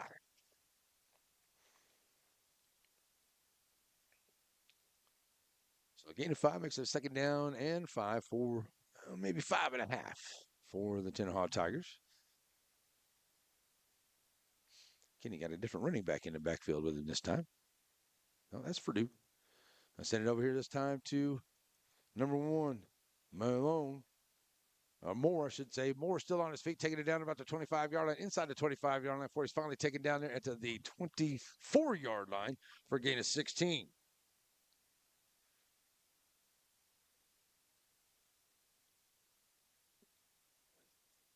So that's another Ray Jones first down here for the Tenaha Tigers. That's number 7 on the night for them. Keeping that clock rolling down to 3.5 to go here until halftime. But a first down and 10 right there at the 24-yard line. The Tigers trying to play a little add-on here before halftime. Kenny, hand it out to Purdue. No, Kenny holds it himself. Pulls it right back out. He's going to be, I thought he was tackled there. He comes around the end. Nice Kenny's going moves. to take it down the sideline. He'll take it into the score. Touchdown. Well, you called it, for Larry. the Tigers. 24-yard touchdown run for Kenny. He'll take it into the score. And that'll make it 34-0 now as the Tenaha Tigers have opened it up here on homecoming night. So that was a 24-yard run by Kenny, number 5. 55 yards. And taking a minute and 11 seconds off the clock. Extra point on the way.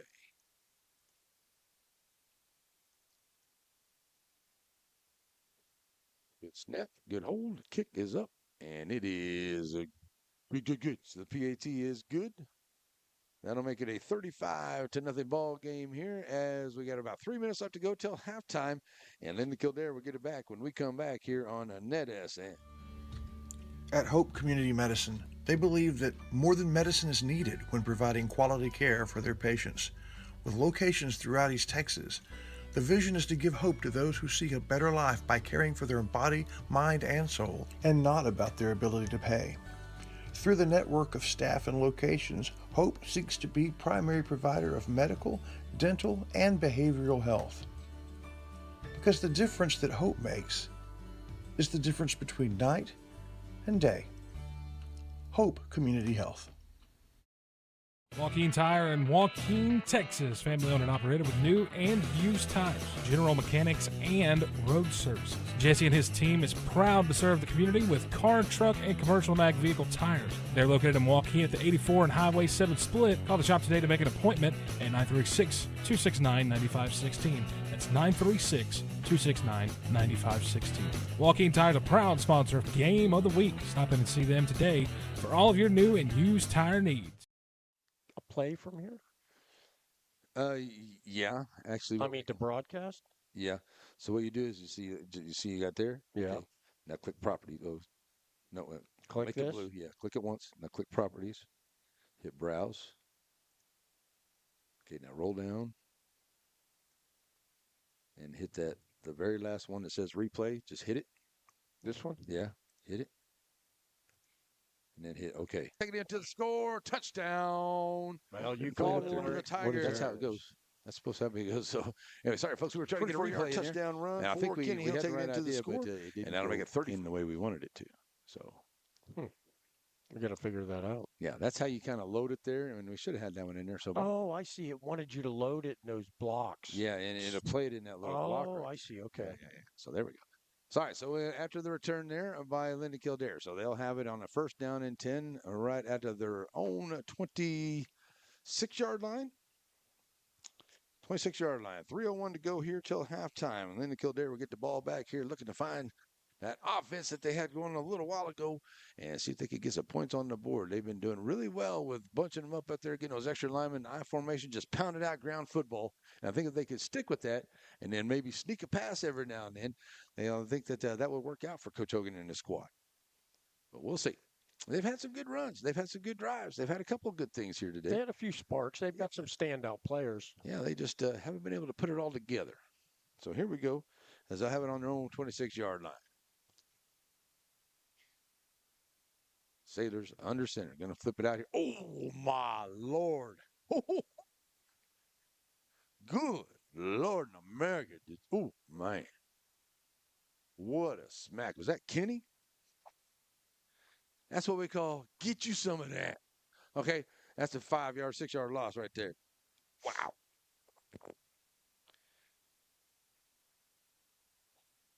All the way back down to the 21-yard line. I'm going to say he lost 5 on that one.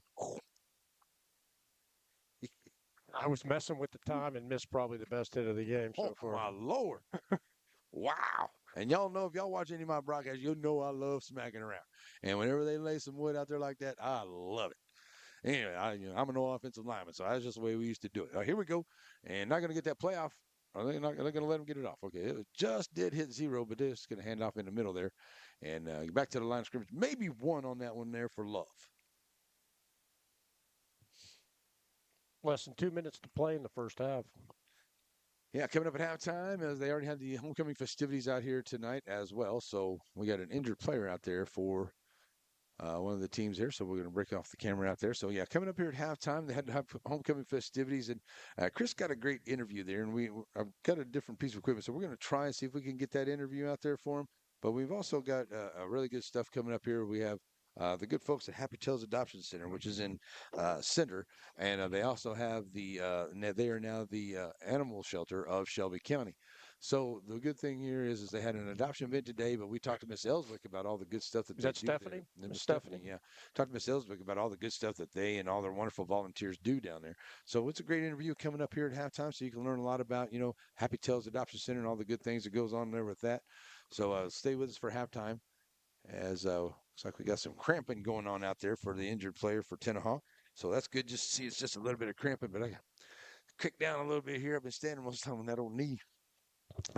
So how many dogs, cats? What do they have on display out there? My goodness, they had like 15 or 20 dogs out there. They had 7 or 8 cats. They had some puppies.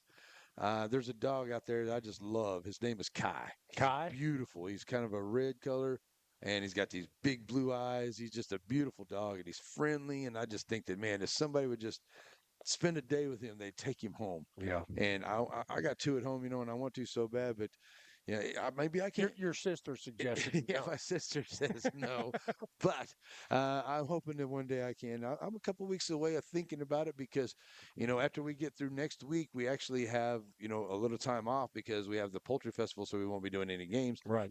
So I have a couple weeks there, and that might be my window if I decide to do that. That's my plan anyway. So here we go. So good to see that the injured player for Tenaha has got some cramping going on. He's leaving the field under his own power. Good to see that. So we're going to have a 3rd down and about 14 here for Linden-Kildare. And their quarterback, Sailors. And I'll click that clock down now. You said under 2 minutes to go. 150 something now.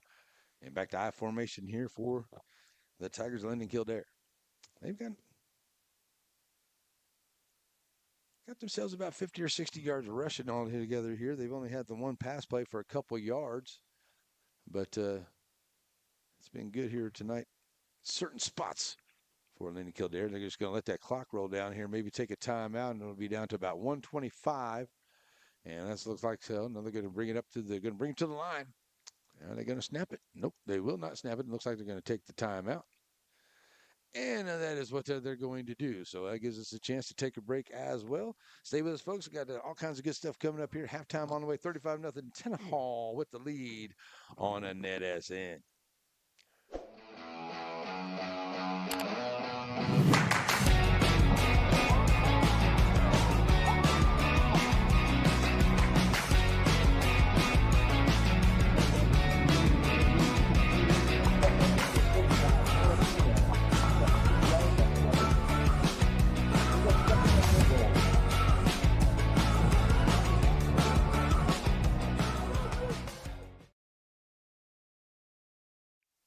Yeah.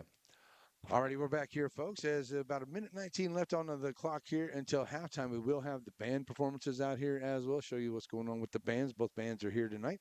And so we'll have that for you. And we'll do our batter scoreboard as well. Tell you about some of the games and some crazy games and some upsets last night as well, just in case you didn't know. But we'll have our batter scoreboard coming up for you at halftime as well. So timeout over 3rd down and long. We'll talk about 3rd down and 16 from the 20. Way out there, the 21-22 yard line for Linden-Kildare. At their own 22 with a 3rd down and long. Back to I formation.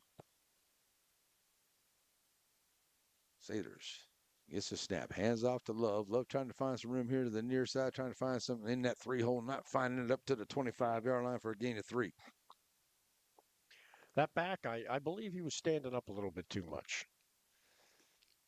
4th down and about 11 now. And, yeah, sometimes whenever that happens, you get a little gassed. So,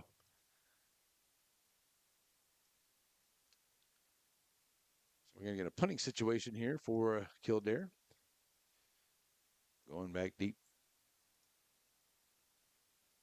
Tenaha, I think that is for Duke, as well as Kinney. No, that is Moore and Kinney. So here's the kick. And be a bouncer there. And Moore's going to pick it up there at about the 48-yard line. Look for a block and gets one. Now trying to bring it here to the home side. Still on his feet. Good job of coverage there by Kildare as they're going to wrangle him nice up there. And they'll take him down there at the 50-yard line. So with about 30 seconds left to go here until halftime, it'll be at the 49-yard line for Tenaha on the 49-yard line of Linden-Kildare.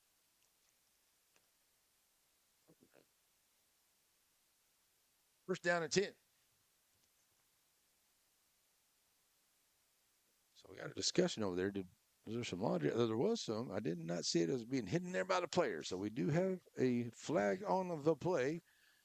And that one may be. They're going over to talk to the LK Tigers. Maybe against Tenaha here.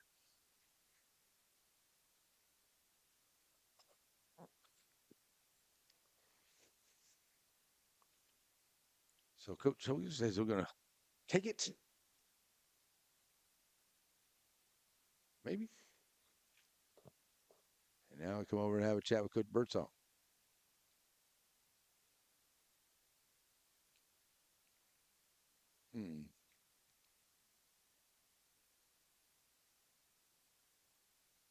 Now Kildare's back up. So flag getting picked up. And not exactly sure we may get a re-kick. Still 30 seconds on the clock, and now they're going to move the ball up. So there was a penalty flag, and it looks like it was against Tenaha. Enough for a first down. So by penalty against Tenaha, they got a foul penalty there. Gives them the first down. So Linden-Kildare will get the first down here after the penalty that moves it up to the 39-yard line.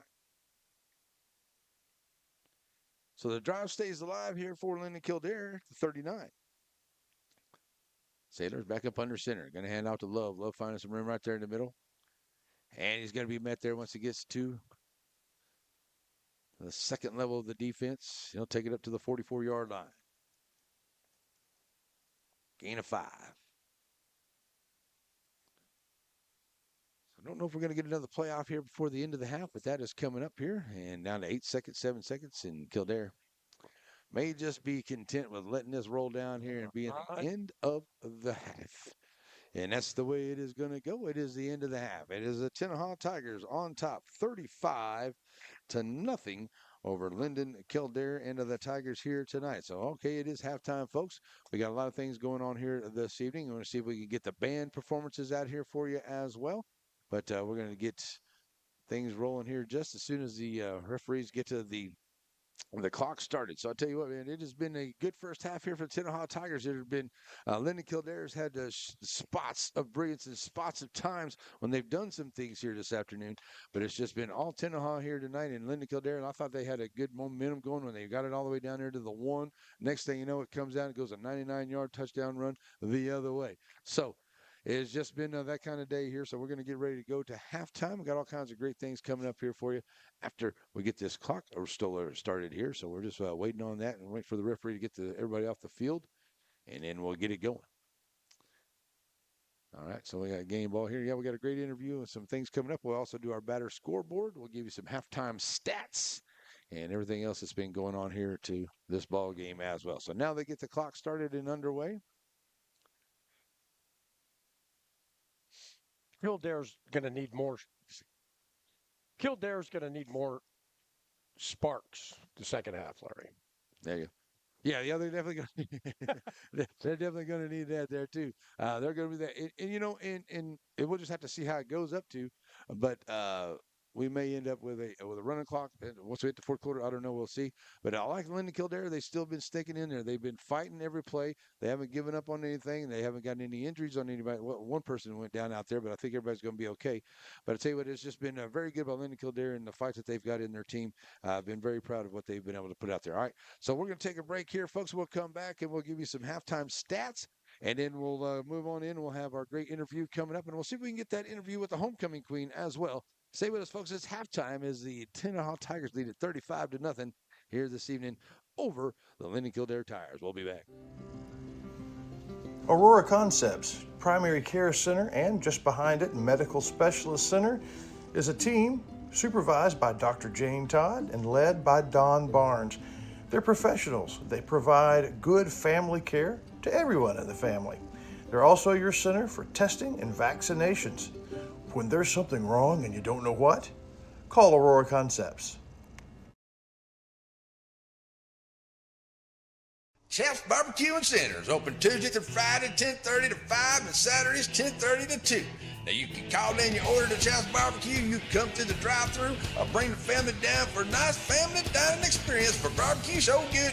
No, we're not going to say that. All right, come on down to the center and enjoy some great barbecue at Chef's. How's that?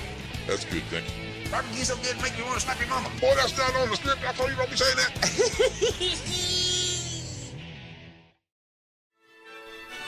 Father, for lunch today, I would like a salad. Father, for lunch, I'd like one of those American cheeseburgers. I'm a vegetarian. Cheeseburger. That's what I need. Ice cream. Oh, when everyone in your family thinks they're royalty, take them someplace where they could all get something good. Dairy Queen. Hey, y'all got a dirty truck. Well, then take it to Joe's Car Spa for a spa day. At Joe's, they make them shine. And they're standing by to work with the community. They was elected best of Shelby County this year, and it's called Joe's, but it probably ought to be called Reed, since Reed Grant owns it. So, Billy Don, when it's time for your car or truck to have a spa day, where do you take it? I don't know where. At Watson & Sons, their family serves your family. It begins with their facilities. Their inviting and warm chapel, and their elegant lobby, and their unique product room where you can shop for the choices your tribute requires. They've been serving your family at Watson & Sons since Scott built it in 1998, but their family has been serving you for over a century.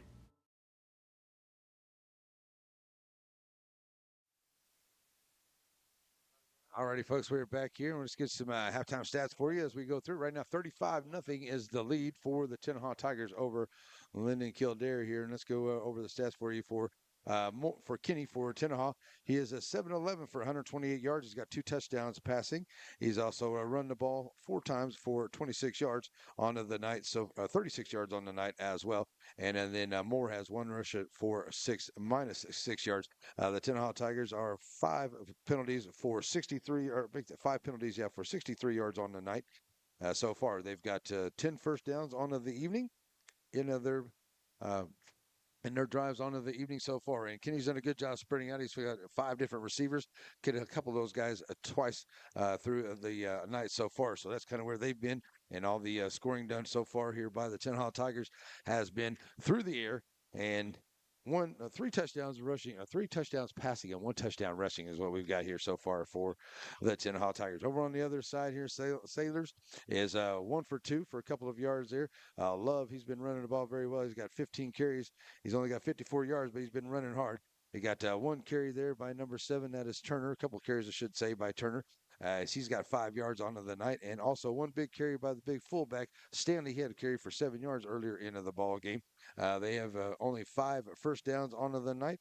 They've got 2 penalties for 15 yards onto the evening so far.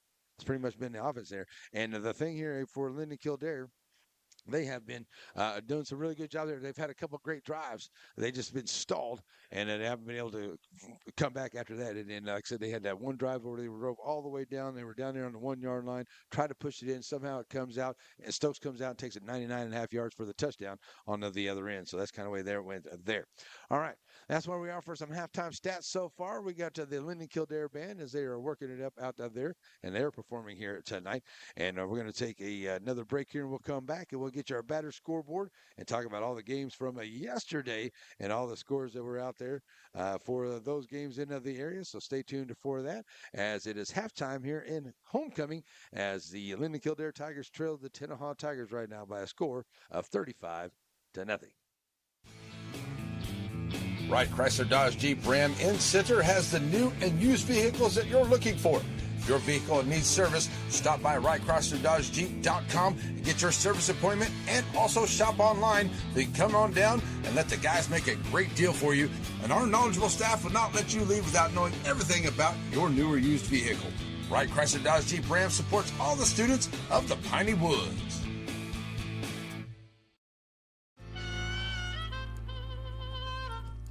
So many things get started at Pizzeria. You start your party off with a pizza from the pizzeria. You get your celebration started. You get your season started. For a lot of us, our passion with pizza started at the Pizzeria, a tradition since 1960s. It's the Pizzeria just off the square in Center. Serving our communities for over a century, Farmers State Bank continues to meet the financial needs of East and Central Texas. With roots that run deep, Farmers State Bank serves as a source of financial strength to meet the needs of our neighbors. From a comprehensive range of financial products to individual service, we remain dedicated to being a true community bank. Farmers State Bank, improving lives and fulfilling dreams.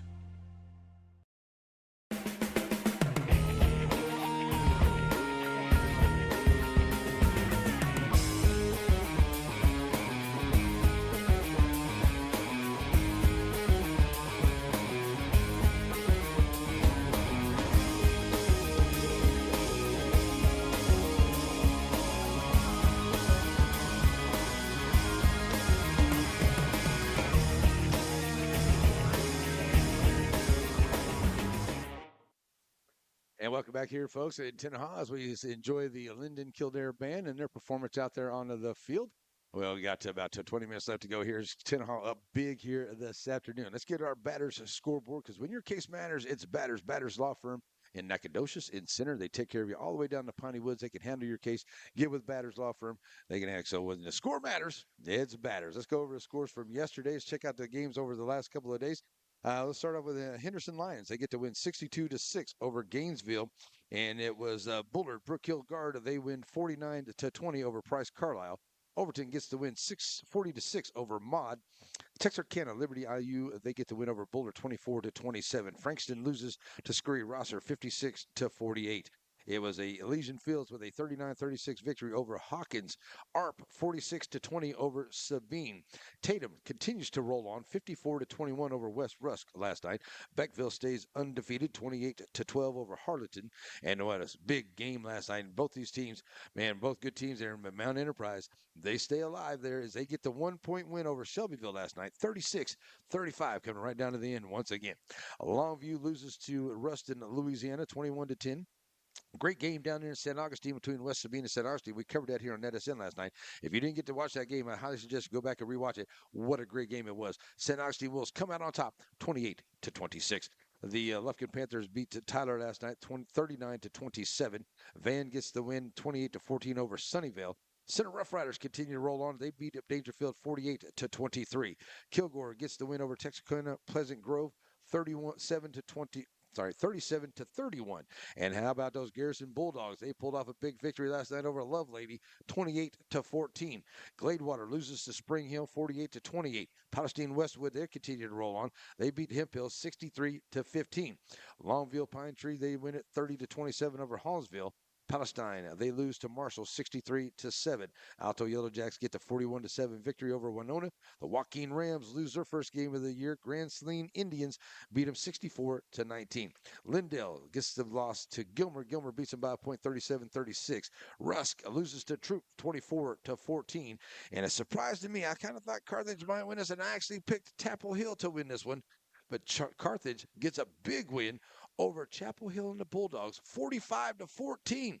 Big win, and that was in Tyler. All right, Nacogdoches, they get the loss to Brian Rudder, 42-10. Tenaha, right now, as I said, leading Linden-Kildare, 35-0.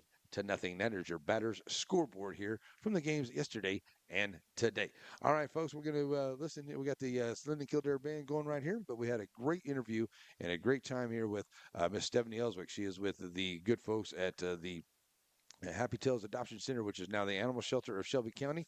So we got a great interview with her. We're going to have that coming up for you, so stick with us. And I'll tell you what, folks, if you have questions, you want to volunteer, you want to donate any items or anything like that, please get with those good folks. They can always use the dog food. They can always use the paper towels. They can always use the cleaning supplies. And if you want to volunteer, just come out and leash up a dog and go for a walk.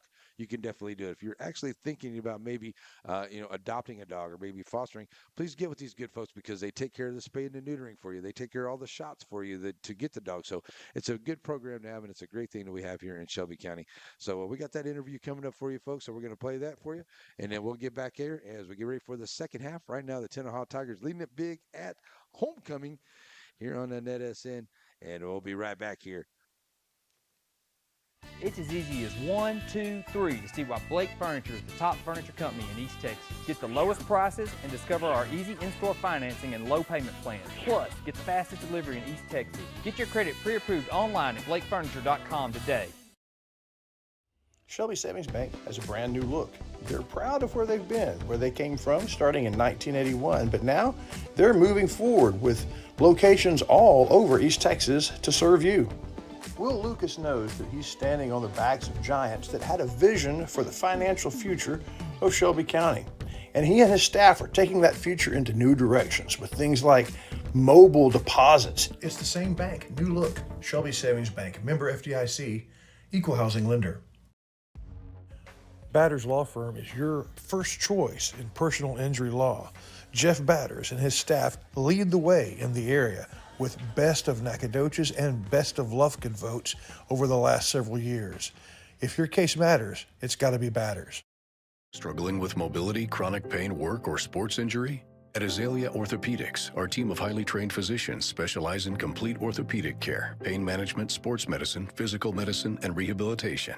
If you've sustained a bone or joint injury, have mobility or movement problems, struggle with pain, contact Azalea Orthopedics. We're conveniently located across East Texas, serving 18 counties. When visiting your doctor, urgent care, or hospital, you have a choice. Demand Azalea.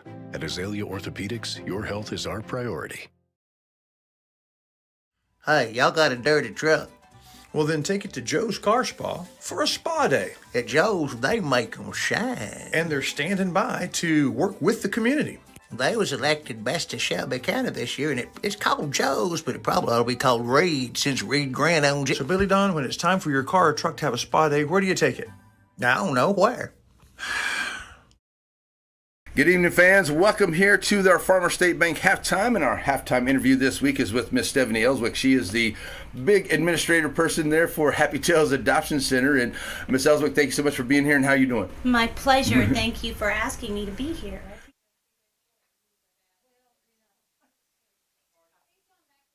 Good evening, fans. Welcome here to our Farmer State Bank halftime. And our halftime interview this week is with Miss Stephanie Ellswick. She is the big administrative person there for Happy Tales Adoption Center. And Miss Ellswick, thank you so much for being here. And how you doing? My pleasure. Thank you for asking me to be here. I appreciate it. All right, well, let's talk a little bit about what the Happy Tales Adoption Center, you and, now it's the shelter, but we'll talk a little bit about that later. But how did you and this great group of volunteers finally decide that we need to open up Happy Tales? How did it get started? My husband and I started working on a Happy Tales concept during COVID because we were bored. But we had never lived anywhere where there was never a shelter or something for the animals, and it wasn't here. So we went public with a great group of board members in 23, and we started out with foster parents, pet pantry, spay and neuter is a big deal. So we have spay at Fumble. So we started off with that, and that was going well. And then in July of this year, everything just kind of exploded in a good way, not in a bad way. We had already been talking with Dr. Hughes' family about the possibility of using his old clinic in the land. But it was a 5-year plan. It wasn't a 24-hour plan. So fortunately, all I had to do was call his son and say, this is what's happening. And he said, don't worry, just get them in there, do what you got to do. And as a result of a hard weekend with a lot of volunteers and just people from the community, we had a physical building by that Sunday night. I believe it was like the 19th or something of July. And by the grace of God, I had enough classes to know how to sterilize and get ready for the dogs. But it took a lot of people to get that started, including the city manager who bought crates and city councilmen that helped with AC, and just all these people came together. And I think that Happy Tales is a beautiful example of how people do come together for something they care about. Right, exactly. And I know I talked a little bit about it last week about how I know there was a call out, hey, we really need some food and some different things out here in this community. I've only been here for about 4 years, but I'm a dog lover, and everybody knows that. So, they stepped up so big. They did. And it made me so proud to see what they did. So that was really, really awesome. So, Yes. But yes, it has really become an awesome thing. I've been out there, and you have some awesome people out there that put in a lot of hard work out there at the shelter itself. So, if you talk a little bit about what those wonderful people are about out there. I'm happy to always brag about our staff. We had actually been at the building for almost 2 weeks with my board and my husband and I doing now what our staff does. So we know exactly what kind of hard work goes into it. And then we also work side by side with them as much as we can.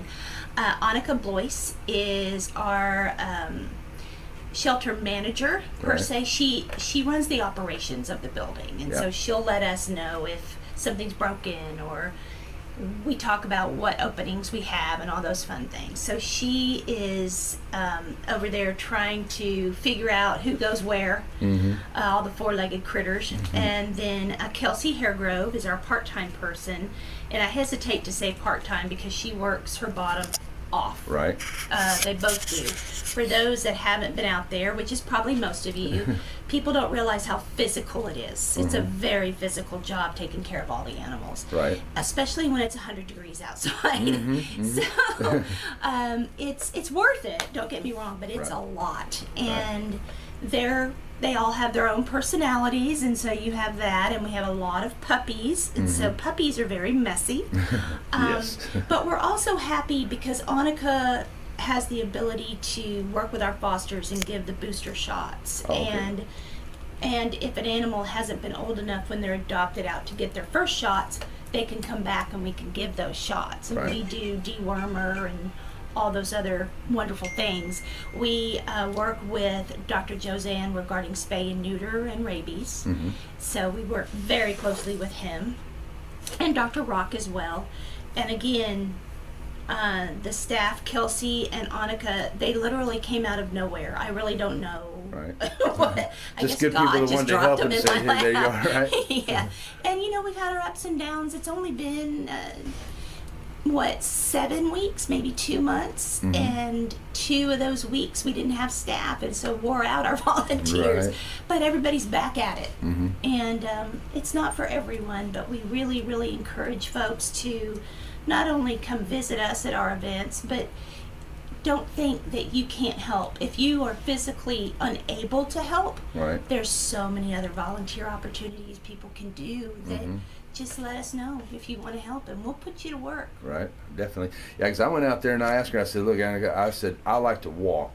I said, can I come out and just grab a leash and take some dogs? She said, yeah, that's not a problem to do that at all. And I was like, that's pretty cool. So I'm working that into my schedule coming up too. And, there is a lot of things out there. So say someone wanted to be a foster. Is there a process you guys go through to help with that? Because I know that's always desperately needed as well. It is desperately needed, mainly because we foster most of our felines. The shelter that we're in is small. And we have, like today, we have a minimum of 20 dogs. It may be 22. And so you don't want to mix cats in there for safety reasons. But also fosters are very, very helpful regarding small puppies that need a lot more attention than we can give them. It's just that when you have so many other dogs, it's difficult. There is a foster form on happytailstexas.org. And there's a foster form for the person and a foster form for whatever animals they're taking care of. And they just reach me or Annika and talk a little bit more about, okay, what does fostering really mean? The first question we get is, how much money does it cost? And it doesn't. Happy Tails pays for all of the medical, all of the food, everything they need, or what they ask for. Right. And so many of our fosters are very humble, so they don't ask for very much, which is wonderful. Again, there's so many people, not only in Center, but in Shelby County, that are behind the scenes that would never want to be mentioned. But without them, they're the backbone of who we are, and it's been amazing. Yes, ma'am, it has. And like I said, I've just enjoyed being around it and getting the chance to do a little bit with it and spread the word. That has been so great. So, well, I know you got a lot of work going on here, so we're going to wrap up here. But I want to ask you about the adoption event going on tomorrow. It's at Tractor Supply in Center, and you're going to be there 10 to 1, free hot dogs, all kinds of stuff. So, lots of dogs available. Lots of dogs. We have lots of dogs and available. Cats. There's some kitty cats too. Kittens and cats. We have the adoption tomorrow is free, so no fees. We also pay for spay and neuter and rabies, so we give them a certificate for that. We have, if I'm counting correctly, we'll have 11 puppies there. And they're so too cute, folks. I'll tell you. Oh man, they're something else. And all sizes and ages. Oh yeah. And then we have maybe 6 adults coming, depending on room, and then kittens. I think we have 6 kittens, if not 7. And again, one of the fun things about our events is it becomes a social, is what it does. It's people start meeting one another and just start talking, and we just sit back and watch, and it's a lot of fun. It really is.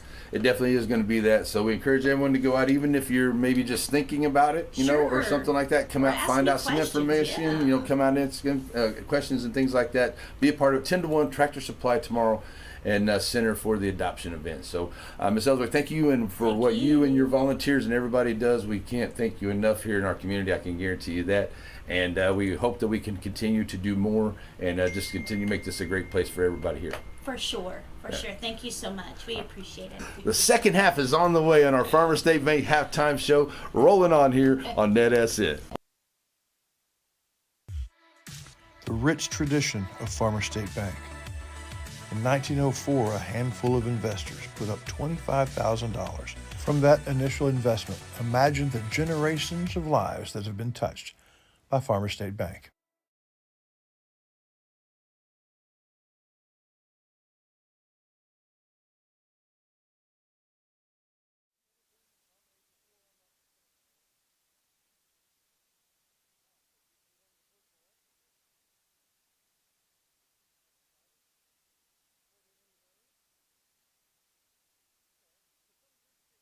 Oh, I never heard of it.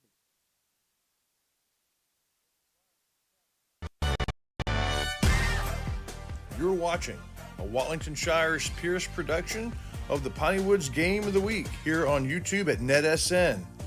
It's the Tenaha Tigers versus the Linden-Kildare Tigers from the Pit in Tenaha on Saturday.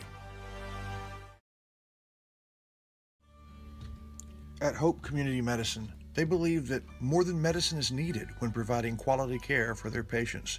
With locations throughout East Texas, the vision is to give hope to those who seek a better life by caring for their body, mind, and soul, and not about their ability to pay. Through the network of staff and locations, Hope seeks to be primary provider of medical, dental, and behavioral health. Because the difference that Hope makes is the difference between night and day. Hope Community Health. Joaquin Tire in Joaquin, Texas. Family owned and operated with new and used tires, general mechanics, and road services. Jesse and his team is proud to serve the community with car, truck, and commercial mag vehicle tires. They're located in Joaquin at the 84 and Highway 7 split. Call the shop today to make an appointment at 936-269-9516. That's 936-269-9516. Joaquin Tire is a proud sponsor of Game of the Week. Stop in and see them today for all of your new and used tire needs. JBA Financial Services brings you Coach Talk, and there's a reason for that. John Black knows that when you're preparing for an important game, you need a plan, and they'd like to be a part of the details, the X's and O's of that plan. He's put together a good team, a coaching staff that would help you and your family get where they want to go. At JBA Financial Services, they're working to secure your family's future. Alrighty, folks, we're back here, and it is halftime, and right now we're having a little bit of a cake auction going down there for the seniors, so we'll take a break here, and we'll give you some halftime stats and things that are going on. How about our drive chart for that first half? 35-0 for the Tenaha Tigers. They had 5 drives into that first half. 4 of those resulted in touchdowns. They had 1 turnover on downs, and then they had 1 defensive touchdown on the night so far tonight. For the Linden-Kildare Tigers, they had 6 drives, 1 fumble, 3 punts, 1 turnover on downs, and they had the end of the half as well there to wrap that up for the first half. So a big first half here for the Tenaha Tigers. They lead at 35-0. It is halftime here tonight on our Saturday evening, and a big first half there for the Tenaha Tigers. And we just heard some good stuff there from Miss Stephanie Ellswick for Happy Tales Adoption Center, and found out that there was eight animals that were adopted today. Oh, that's great Joe. news. So, yeah, I found that out just a little while ago, and it looks like there were 8 of those. Let's see. Congratulations to these finding one of those. So we got some kitty cats. That looks like the little kitty cat that was hollering at me whenever I was out there. But yeah, like I said, there was a lot of dogs that went home. 8 in total, they say. So we got some cats that were adopted. We have some puppies that were adopted. So that's nice to see. Those animals are finding a forever home. And tell you what, good stuff. So we're going to get back to the Happy Tales Adoption Center. They're going to have another event coming up in probably middle of October, Miss Ellswick said, because, you know, they got the Poultry Festival and all that other stuff coming up. But that is on the way, too. So good stuff there. And then nice to see that the Shelby County community is stepping up to help out. And that's a big thing that we got going on there for the animals there in Shelby County. So Good news. Good news to see there, and a lot of animals getting adopted as well. And yeah, like I said too, I was I don't know, I'm about maybe 2 or 3 weeks away from still trying. And the reason I said that is because I've seen a couple of them that I would like to adopt, of course, but you know, got a couple myself, and I want to make sure I got a couple of weeks where I can sit at home and have some time with a dog to, you know, kind of adjust and things like that to a new home. So we'll see how it goes as we get some time coming up here in a couple of weeks. We'll see how that works out. Right now, folks, like I said, we got about 7:32 left on this the game clock here at halftime, but extending it a little bit here for some cake auctions, and hopefully they'll get that going on. And we had some good food up here. I want to thank everybody for the good food that we had here this evening, and feeding us and taking care of us always here in Tenaha. Coach Lewis and his staff make sure we have everything we need here tonight. We really do appreciate that, as they always take care of us here in Tenaha. As we're getting ready for this second half, as the guys are getting ready to warm up here. And getting ready to come out here for the second half here. Oh, on the cords, aren't we? All right, so let's see if we can get our stat sheets and ready and things right for that. And we'll get these cords out of here. We ended up with some extra cords trying to do some stuff, and I appreciate, I thank Chris Wallington for being here and doing a couple things, but we just need to see if we can do that a little earlier. Maybe do some practice runs with it. Maybe go out to the center football field or something, Joe, and just hook everything up and see how we can get it to work out there like that. Practice makes perfect. That's right. And I seen you over there eating lots of broccoli and strawberries tonight, That's right. man. Strawberries, broccoli, carrots. I've had some. I had some great cookies over there as well, and I had what else? I had some pineapple, some cantaloupe. The cantaloupe pineapple was awesome over there too. Some good sandwiches and some good chicken. Always good chicken here, especially if you come out to the Tiger Cafe, if they have that thing rolling out here as well. So there we go. As the teams are getting ready to come back, they're getting the stretches on. So now they're going to get that clock rolling. I don't think we're going to still have 7 minutes to wait, but we may. And so that's just kind of like eating up a little bit of time here. That make it like a 35-minute halftime. That's quite a bit there. So we'll see if we can do something different than that. Now, I will say this: Linden-Kildare was Tenaha was supposed to get the ball to start the first half. Okay, so Linden-Kildare kicked a little squib kick. So we'll be Linden-Kildare getting the ball to start the second half here this evening. So we'll be ready for that as they get ready for the kickoffs and everything coming through. And we got the referees coming back out here and all the guys getting themselves ready to go here this evening. I think I'm going to have to do a little camera work here coming up too. So I tell you what, let's take us another little 3-minute break, and we'll come back here, and we should be close to kickoff, and we'll see how we go with that right here on a NetSN. When you're looking for tires, call on Haslam Tire or stop by US 84 East in Joaquin. And if you're buying passenger and light truck tires, make sure you take advantage of that $15 per tire road hazard warranty. At Haslam Tire, not only do they have a variety of different name brand tires, they also have a variety of services available like brakes, oil changes, and even Freon charges. So when you need tires, stop by Haslam Tire, US 84 East in Joaquin. At Watson & Sons, their family serves your family. It begins with their facilities, their inviting and warm chapel, and their elegant lobby, and their unique product room where you can shop for the choices your tribute requires. They've been serving your family at Watson & Sons since Scott built it in 1998, but their family has been serving you for over a century. Father, for lunch today, I would like a salad. Father, for lunch, I'd like one of those American no, I couldn't possibly. cheeseburgers. I'm a vegetarian. Cheeseburger. That's what I need. Father. Ice cream. Oh, when everyone in your family thinks they're royalty, take them someplace where they could all get something good. Dairy Queen. Hey, y'all got a dirty truck.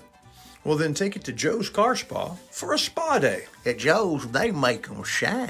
And they're standing by to work with the community. They was elected best of Shelby County this year, and it's called Joe's, but it probably ought to be called Reed since Reed Grant owns it. So, Billy Don, when it's time for your car or truck to have a spa day, where do you take it? The rich tradition of Farmer State Bank. In 1904, a handful of investors put up $25,000. From that initial investment, imagine the generations of lives that have been touched by Farmer State Bank. All righty, folks, we're back here ready to go for the third quarter, and thanks a lot to our good folks at Farmer State Bank for our Farmer State Bank halftime report. Get the bands in here, homecoming, and all that other good stuff happening here tonight. So 35-0 lead here for the Tenaha Tigers, and Linden-Kildare will get the ball to start to the second half and see if they can get their offense working, as they had a good extra little bit of time there to get some rest. Excuse me. And they should be ready to rock and roll here as we get ready for the second half. Going back deep is going to be Turner, and I believe that is Love to the far side. Turner here to the near side. And ready for the kick. Patrice. Coming up next week, we got a full schedule of games. On Tuesday, we will be in Shelbyville for Shelbyville and St. Augustine volleyball. Then on Thursday, we'll be in Longview for Wolf City and Timpson football. And then we'll be in Joaquin against Corrigan Camden for their homecoming on Friday night. Then we're going to have a little time off here for the Poultry Festival and things like that. That gets past Love and bounces back, and now he's on his way back to retrieve it. He gets it inside the 5-yard line, and now trying to find his way, and he does good, gets a positive out of it. He'll take it up to about the 17-yard line. That's where Linden-Kildare is going to start off. An own 17-yard line, 11:47. Where we'll be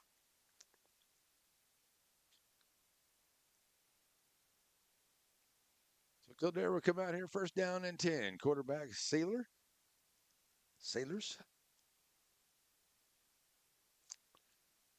Ready to go here. First down and 10. Ball sitting right there at about to the 15-yard line. We're going to say it's at 15. See if we can get this running game working here for Linden-Kildare.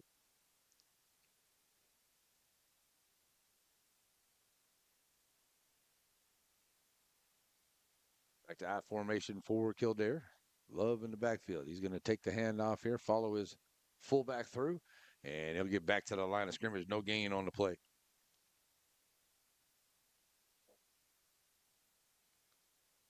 Second down and 10 here for Linden-Kildare. Big man number 6, Stanley, in there as a fullback.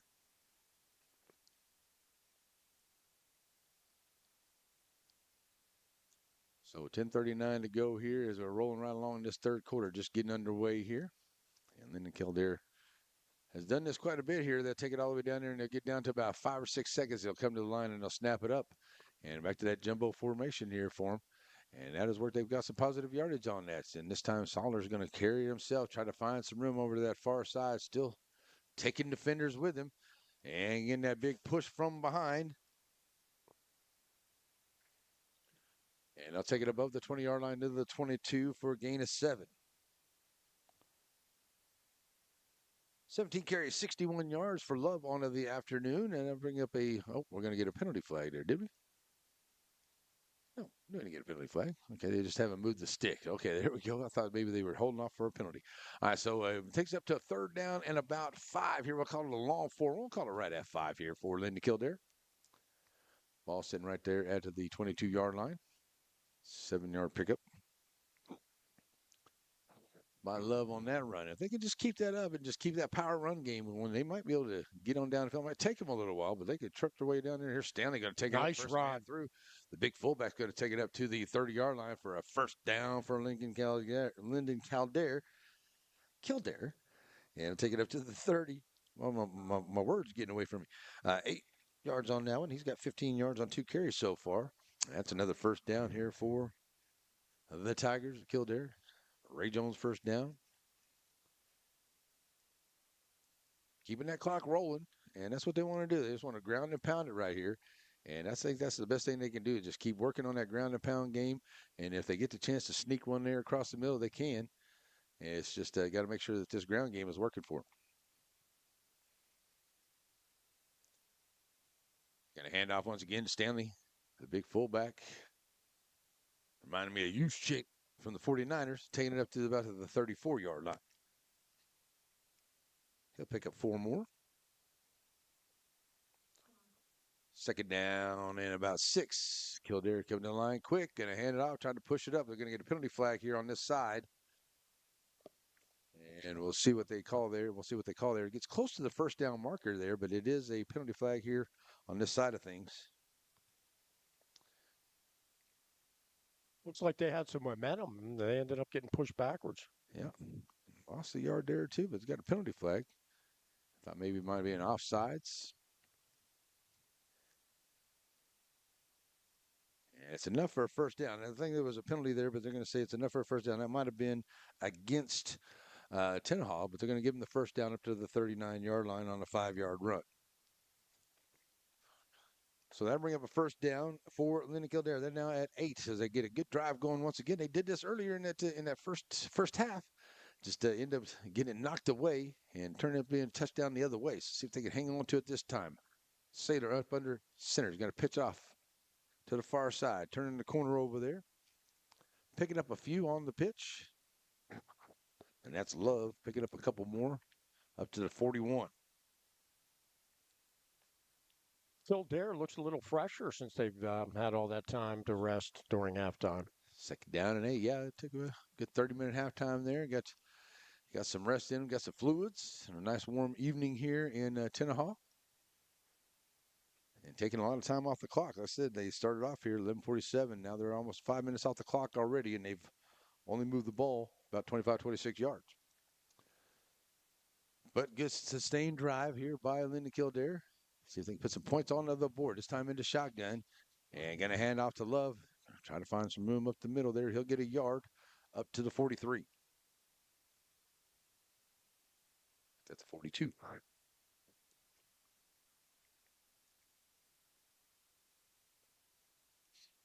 So that's a second down. I think that's a third down. And about 7 here for Kildare. Back to shotgun here. Going to bring a trip receiver set to the formation this time. And they're going to bunch them up here to the near side. Love in the backfield. The quarterback Sailors.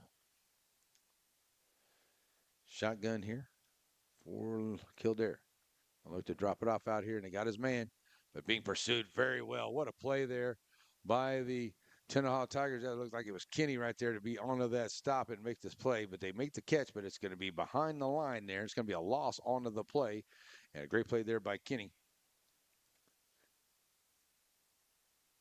Pass going to lose a few back to the 35-yard line. They'll lose 7.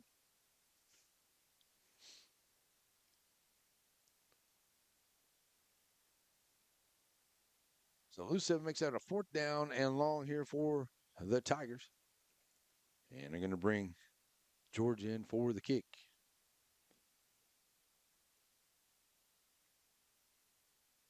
It's going to be taken there by Kenny. Kenny taking it over to the far side. Kenny trying to work it over there to the Kildare side. He's still on his feet, following his blockers through. Is Kenny going to take it all the way to the house? He's going in. He's going all the way home with it. And they'll take it all the way back. No penalty flags out there for the Tenaha Tigers. That's going to be a punt return for the touchdown. Is that Kenny? Oh, and we do have a flag out there. 23-yard line to say? Yep. Well, so far, every dynamite play we've had has had a flag.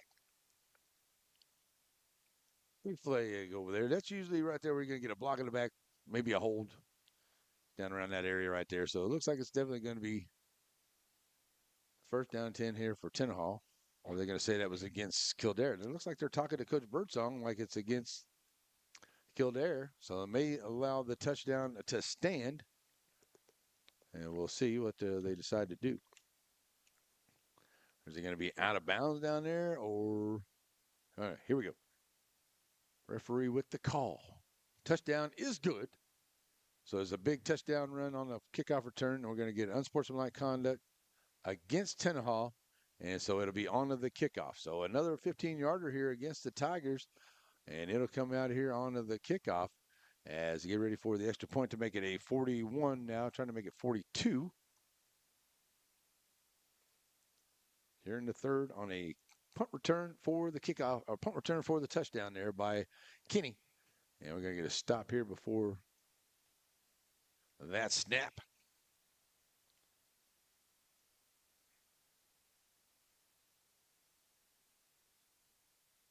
So stop for the snap. Let's see. Punt. Return for TD number 5. There we go. For Tenaha. So here we go for the kick return. And it's a fire drill. Fire drill as the snap is mishandled out there. And you're going to get some helmets flying. But everybody's going to be okay. So that's not going to work there. So the point after attempt is not going to be good. And it will be a 41-0 ball game here as we're in the third quarter. Linden-Kildare will get back. We'll have our Shelby Savings Bank kickoff when we come back right here on NetSN. Hey, y'all got a dirty truck. Well, then take it to Joe's Car Spa for a spa day. At Joe's, they make them shine. And they're standing by to work with the community. They was elected best of Shelby County this year, and it's called Joe's, but it probably ought to be called Reed since Reed Grant owns it. So, Billy Don, when it's time for your car or truck to have a spa day, where do you take it? I don't know where.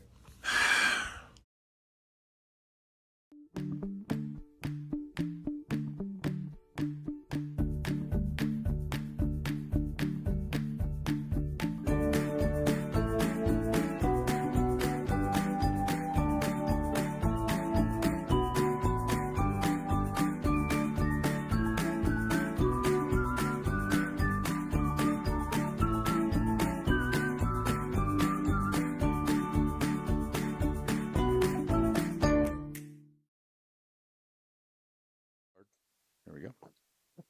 Alrighty, so I thought I just saw some old guy. Some old guy out there. I don't know who that is.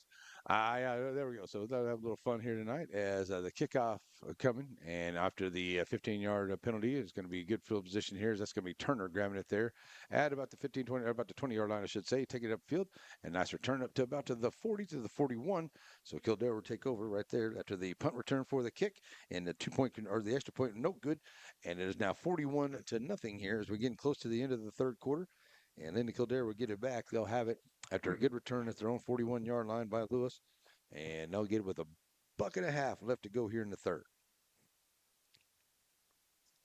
So bringing them back out here. And just like I said, Linden-Kildare, they started off. They started off with a great drive there and it ended up with a punt. Ended up giving up the points there. So going to hand off once again. Here's Love trying to find some room over to that far side. He gets stood up there after gaining a couple up to the 44. He'll gain 3.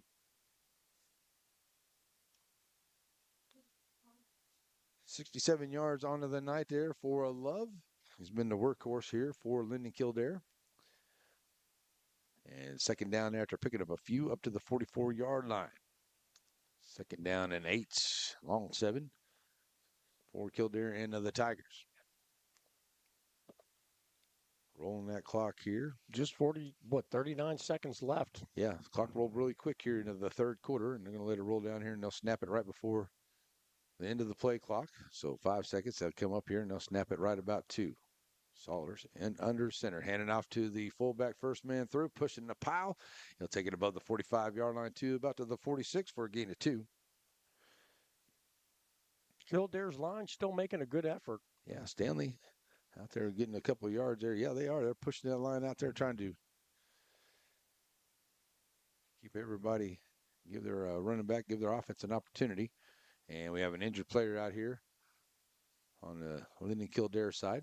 So we're going to take a injury timeout. Still getting down here. Still got a few seconds left to the end of the third quarter.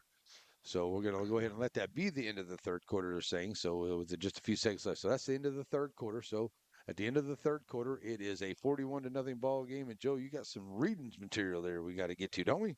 We'd like to thank our Rough Rider game sponsors over in Center. They are proud of all the area teams. They include Ace Hardware of East Texas, Brookshire, Brothers Grocery, Covington Lumber, Center Tire, McAdams Propane, Sandy Cox State Farm. We appreciate these folks and their support of our area athletics.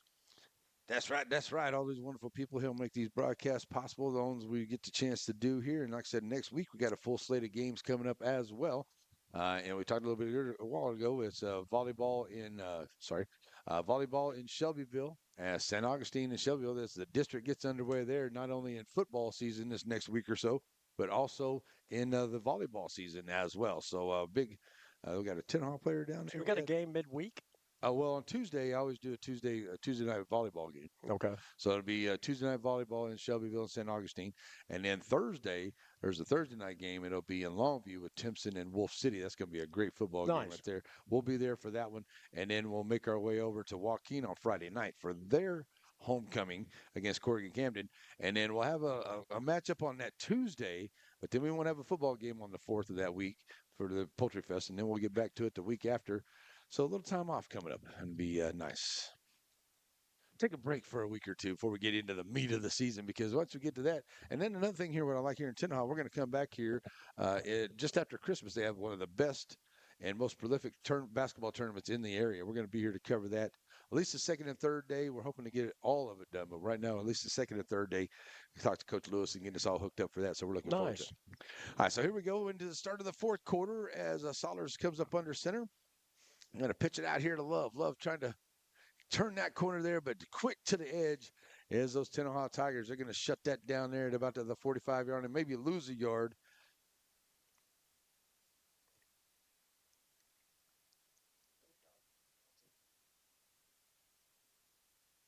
So that'll bring up a 4th down and about 5 here for the Tigers of Linden-Kildare.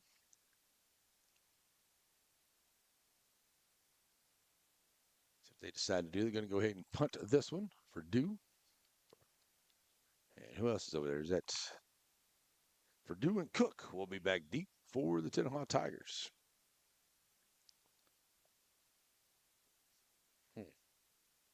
Yeah. Send it over here. It's going to bounce in front of Purdue, and it'll take a good bounce here for the Tigers. I got it. You got it. All righty. So now we're ready to go. Tenaha will have it first down and 10, and they will have their first offensive possession of the second half. As Tenaha Tigers come out here, and they'll have it right there at the 31 as we kind of discussion out there was a didn't see one. No, that's a 26-yard line, not the 31. That makes 11 on the night as he takes it up to.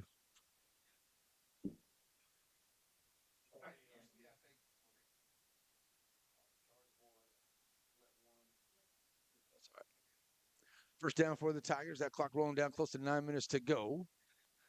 And Creech in at quarterback. And shotgun here. Trip receiver set over to the far side. See if Coach Birdsong lets him throw the ball here. Low snap. Running back going to pick it up. And he's being spun around there. He takes it back to the middle of the field. He'll take it up to across the 40-yard line.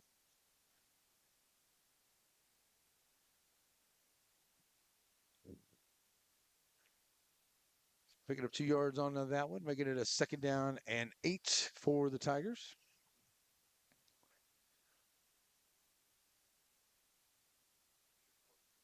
Coming in and running back now, number 12. That is Kelly, I'm sorry. He'll be in there with Creech in the backfield here. Second down and 8 for the Tigers. 8.5 to play in the ball game, leading a big 41-0 here on homecoming night. And Creech going to pick it up and throw it away.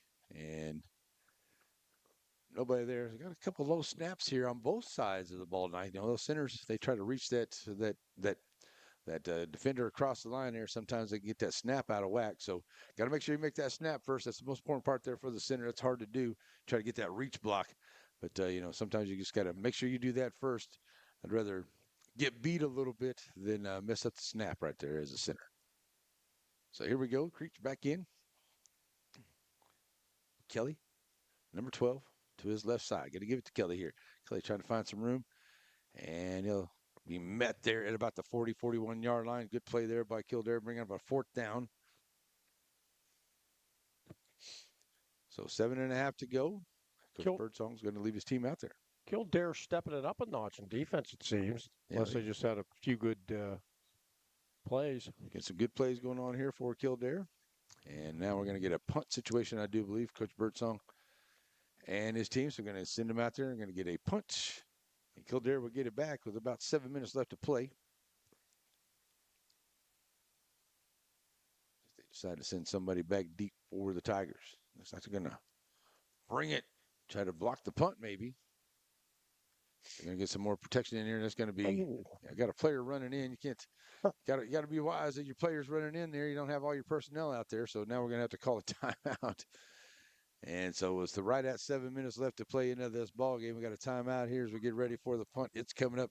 Save us, folks. We'll be right back as we wrap up this ball game here tonight as Tenaha leads it big over Linden-Kildare on a net asset. Struggling with mobility, chronic pain, work, or sports injury? At Azalea Orthopedics, our team of highly trained physicians specialize in complete orthopedic care, pain management, sports medicine, physical medicine, and rehabilitation.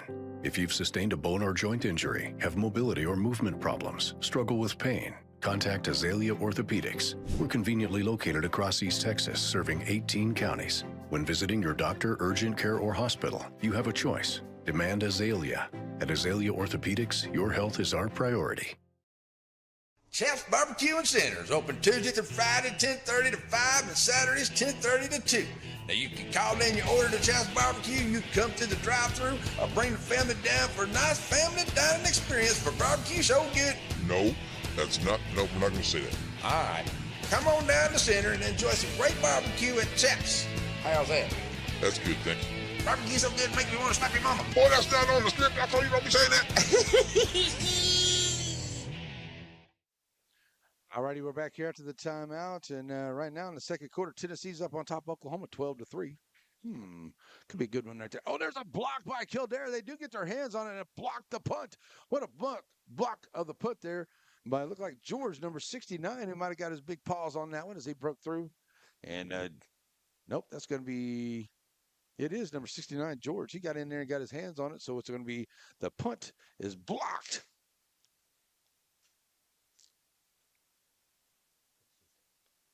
Let's see. Right now, we got Texas playing Louisiana Monroe. They're up 28-0. Texas, #1 team in the land. A lot of games going on here earlier today. Saw some good football today.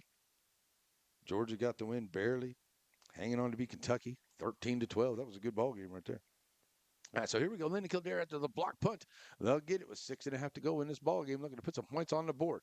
Gonna hand off to the first man through, and he'll take it up to about the 32, 33-yard line here for the Tigers of Kildare. 2nd down and 8.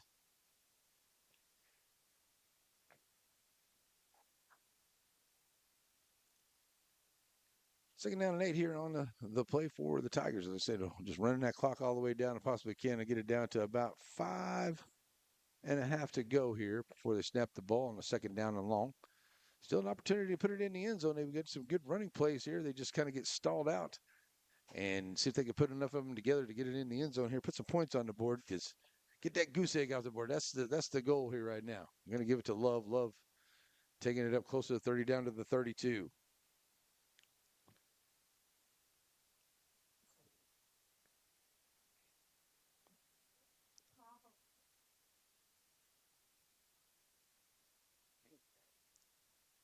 LSU did win it today. I was kind of wondering about that LSU-UCLA game. It's tied there early, but LSU did win it 34-17. Okay, there we go. All righty, so now down to close to 5 minutes here. They run a 3rd down.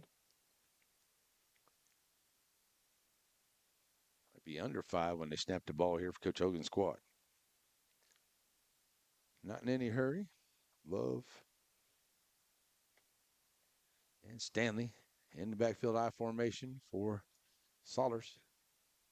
Going to hand out to Stanley. Stanley, the fullback, trying to find some room here to the near side. Not finding much. Right back to the line of scrimmage for no gain. 3rd down. Should be 4th down now. And about 7. So they blocked the punt, and they haven't been able to really move it forward much. And I was really thinking that they might be able to push forward here to see if they could just keep that running game going and get it run into the end zone here. I see we can turn the downs off here. Yeah. You can turn off any of the pieces of the thing there. But I'd like to have it all on there if we can. So 4th down and long here. Is that clock continuing to roll here and see if they're going to maybe call a timeout?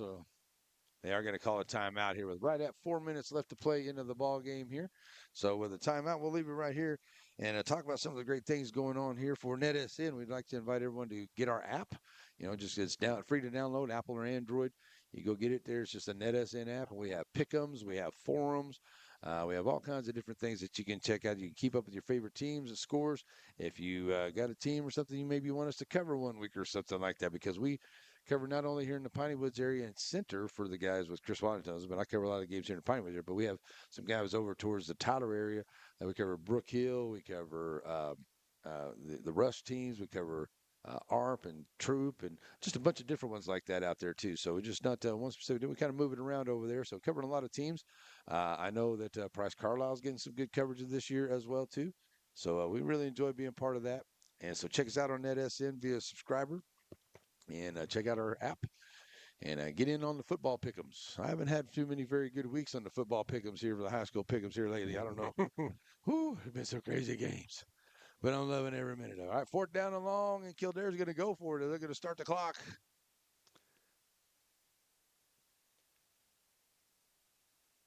And wow, another big hit in the backfield here, as it's going to be a turnover on downs. And Tenaha just all over that 4th down play, and nowhere to go for Linden-Kildare. So the Tigers are going to get it back. Going to keep that clock rolling.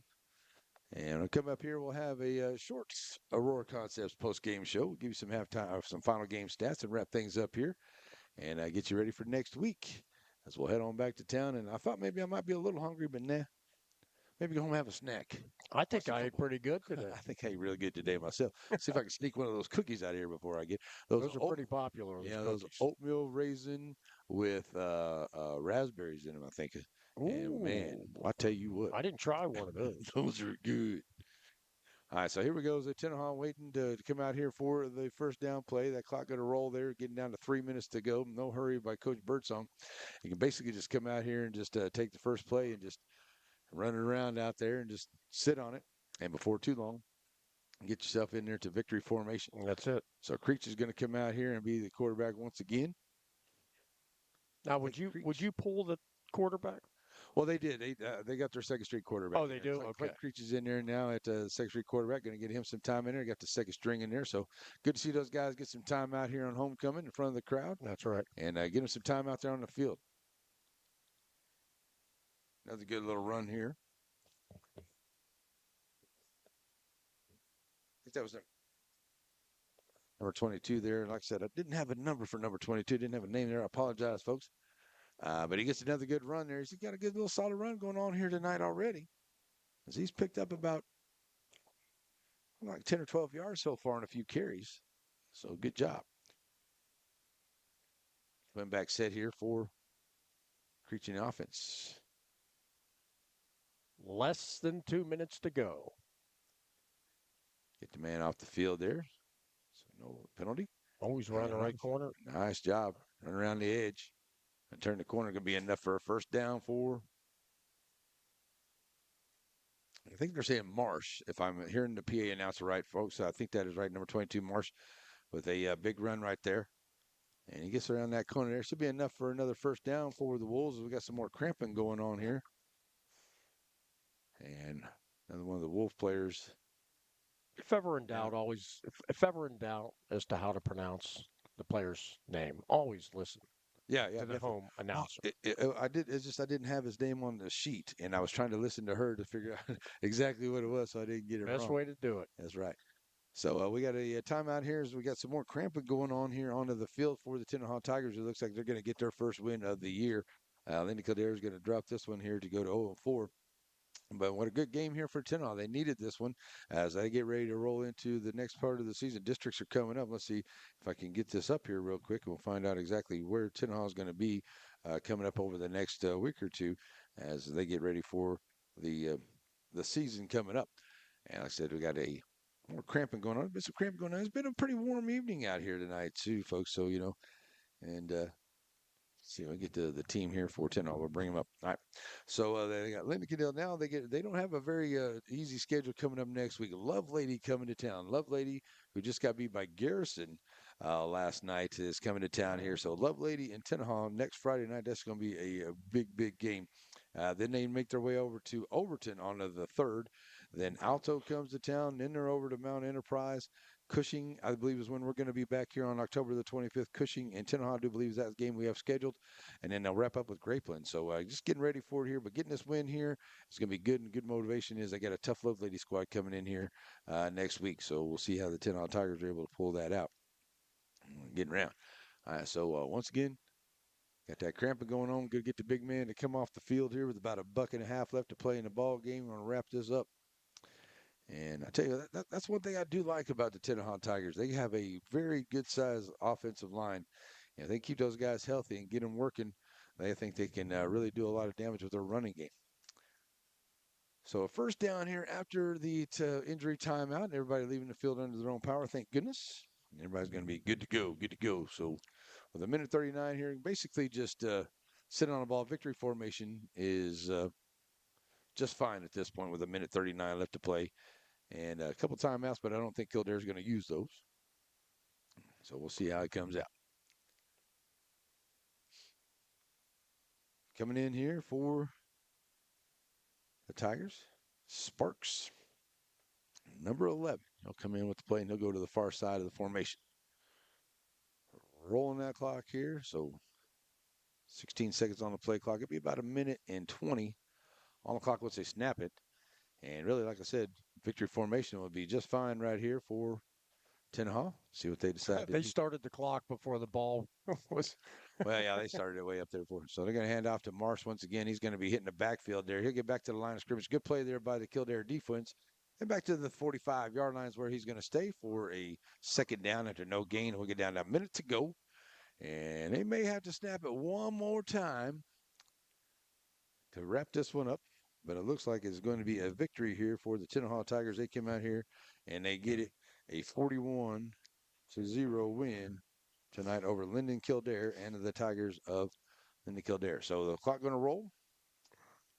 Coming up here, folks, we'll take a quick break, and then we'll come back and wrap it up as we'll have some final game stats of one of our Aurora Concepts post-game show, wrapping up the week here on NetSN. On a big win here for the Piney Woods squad, the Tenaha Tigers are going to hand off here one more time. And a good job here by Kildare. They'll tackle them up there at about the 42-yard line. And that'll bring up a 3rd down and about 6, but no reason to snap the ball again. And that's pretty much going to wrap it up here tonight, folks, as that's going to do it. But Tenaha, they may rush back to the line. They're trying to rush back to the line, see if they want to snap it one more time here. And 9 seconds to go. No need to do that. So they're going to just go ahead and let that roll. And that's going to do it here as they're going to wrap that up as it will be a 41-0 win for the Tenaha Tigers over Linden-Kildare here this evening. And the Tenaha Tigers get their first win of the year. All right, folks, we're going to take a quick 3-minute break. We'll come back and get a Aurora Concepts post-game show. We'll get that for you.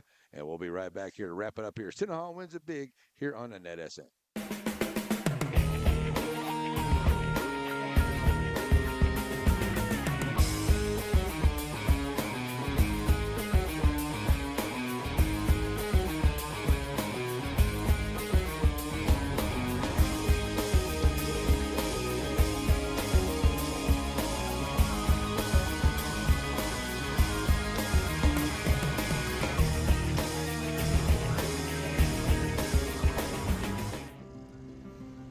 Aurora Concepts Primary Care Center, and just behind it, Medical Specialist Center, is a team supervised by Dr. Jane Todd and led by Don Barnes. They're professionals. They provide good family care to everyone in the family. They're also your center for testing and vaccinations. When there's something wrong and you don't know what, call Aurora Concepts.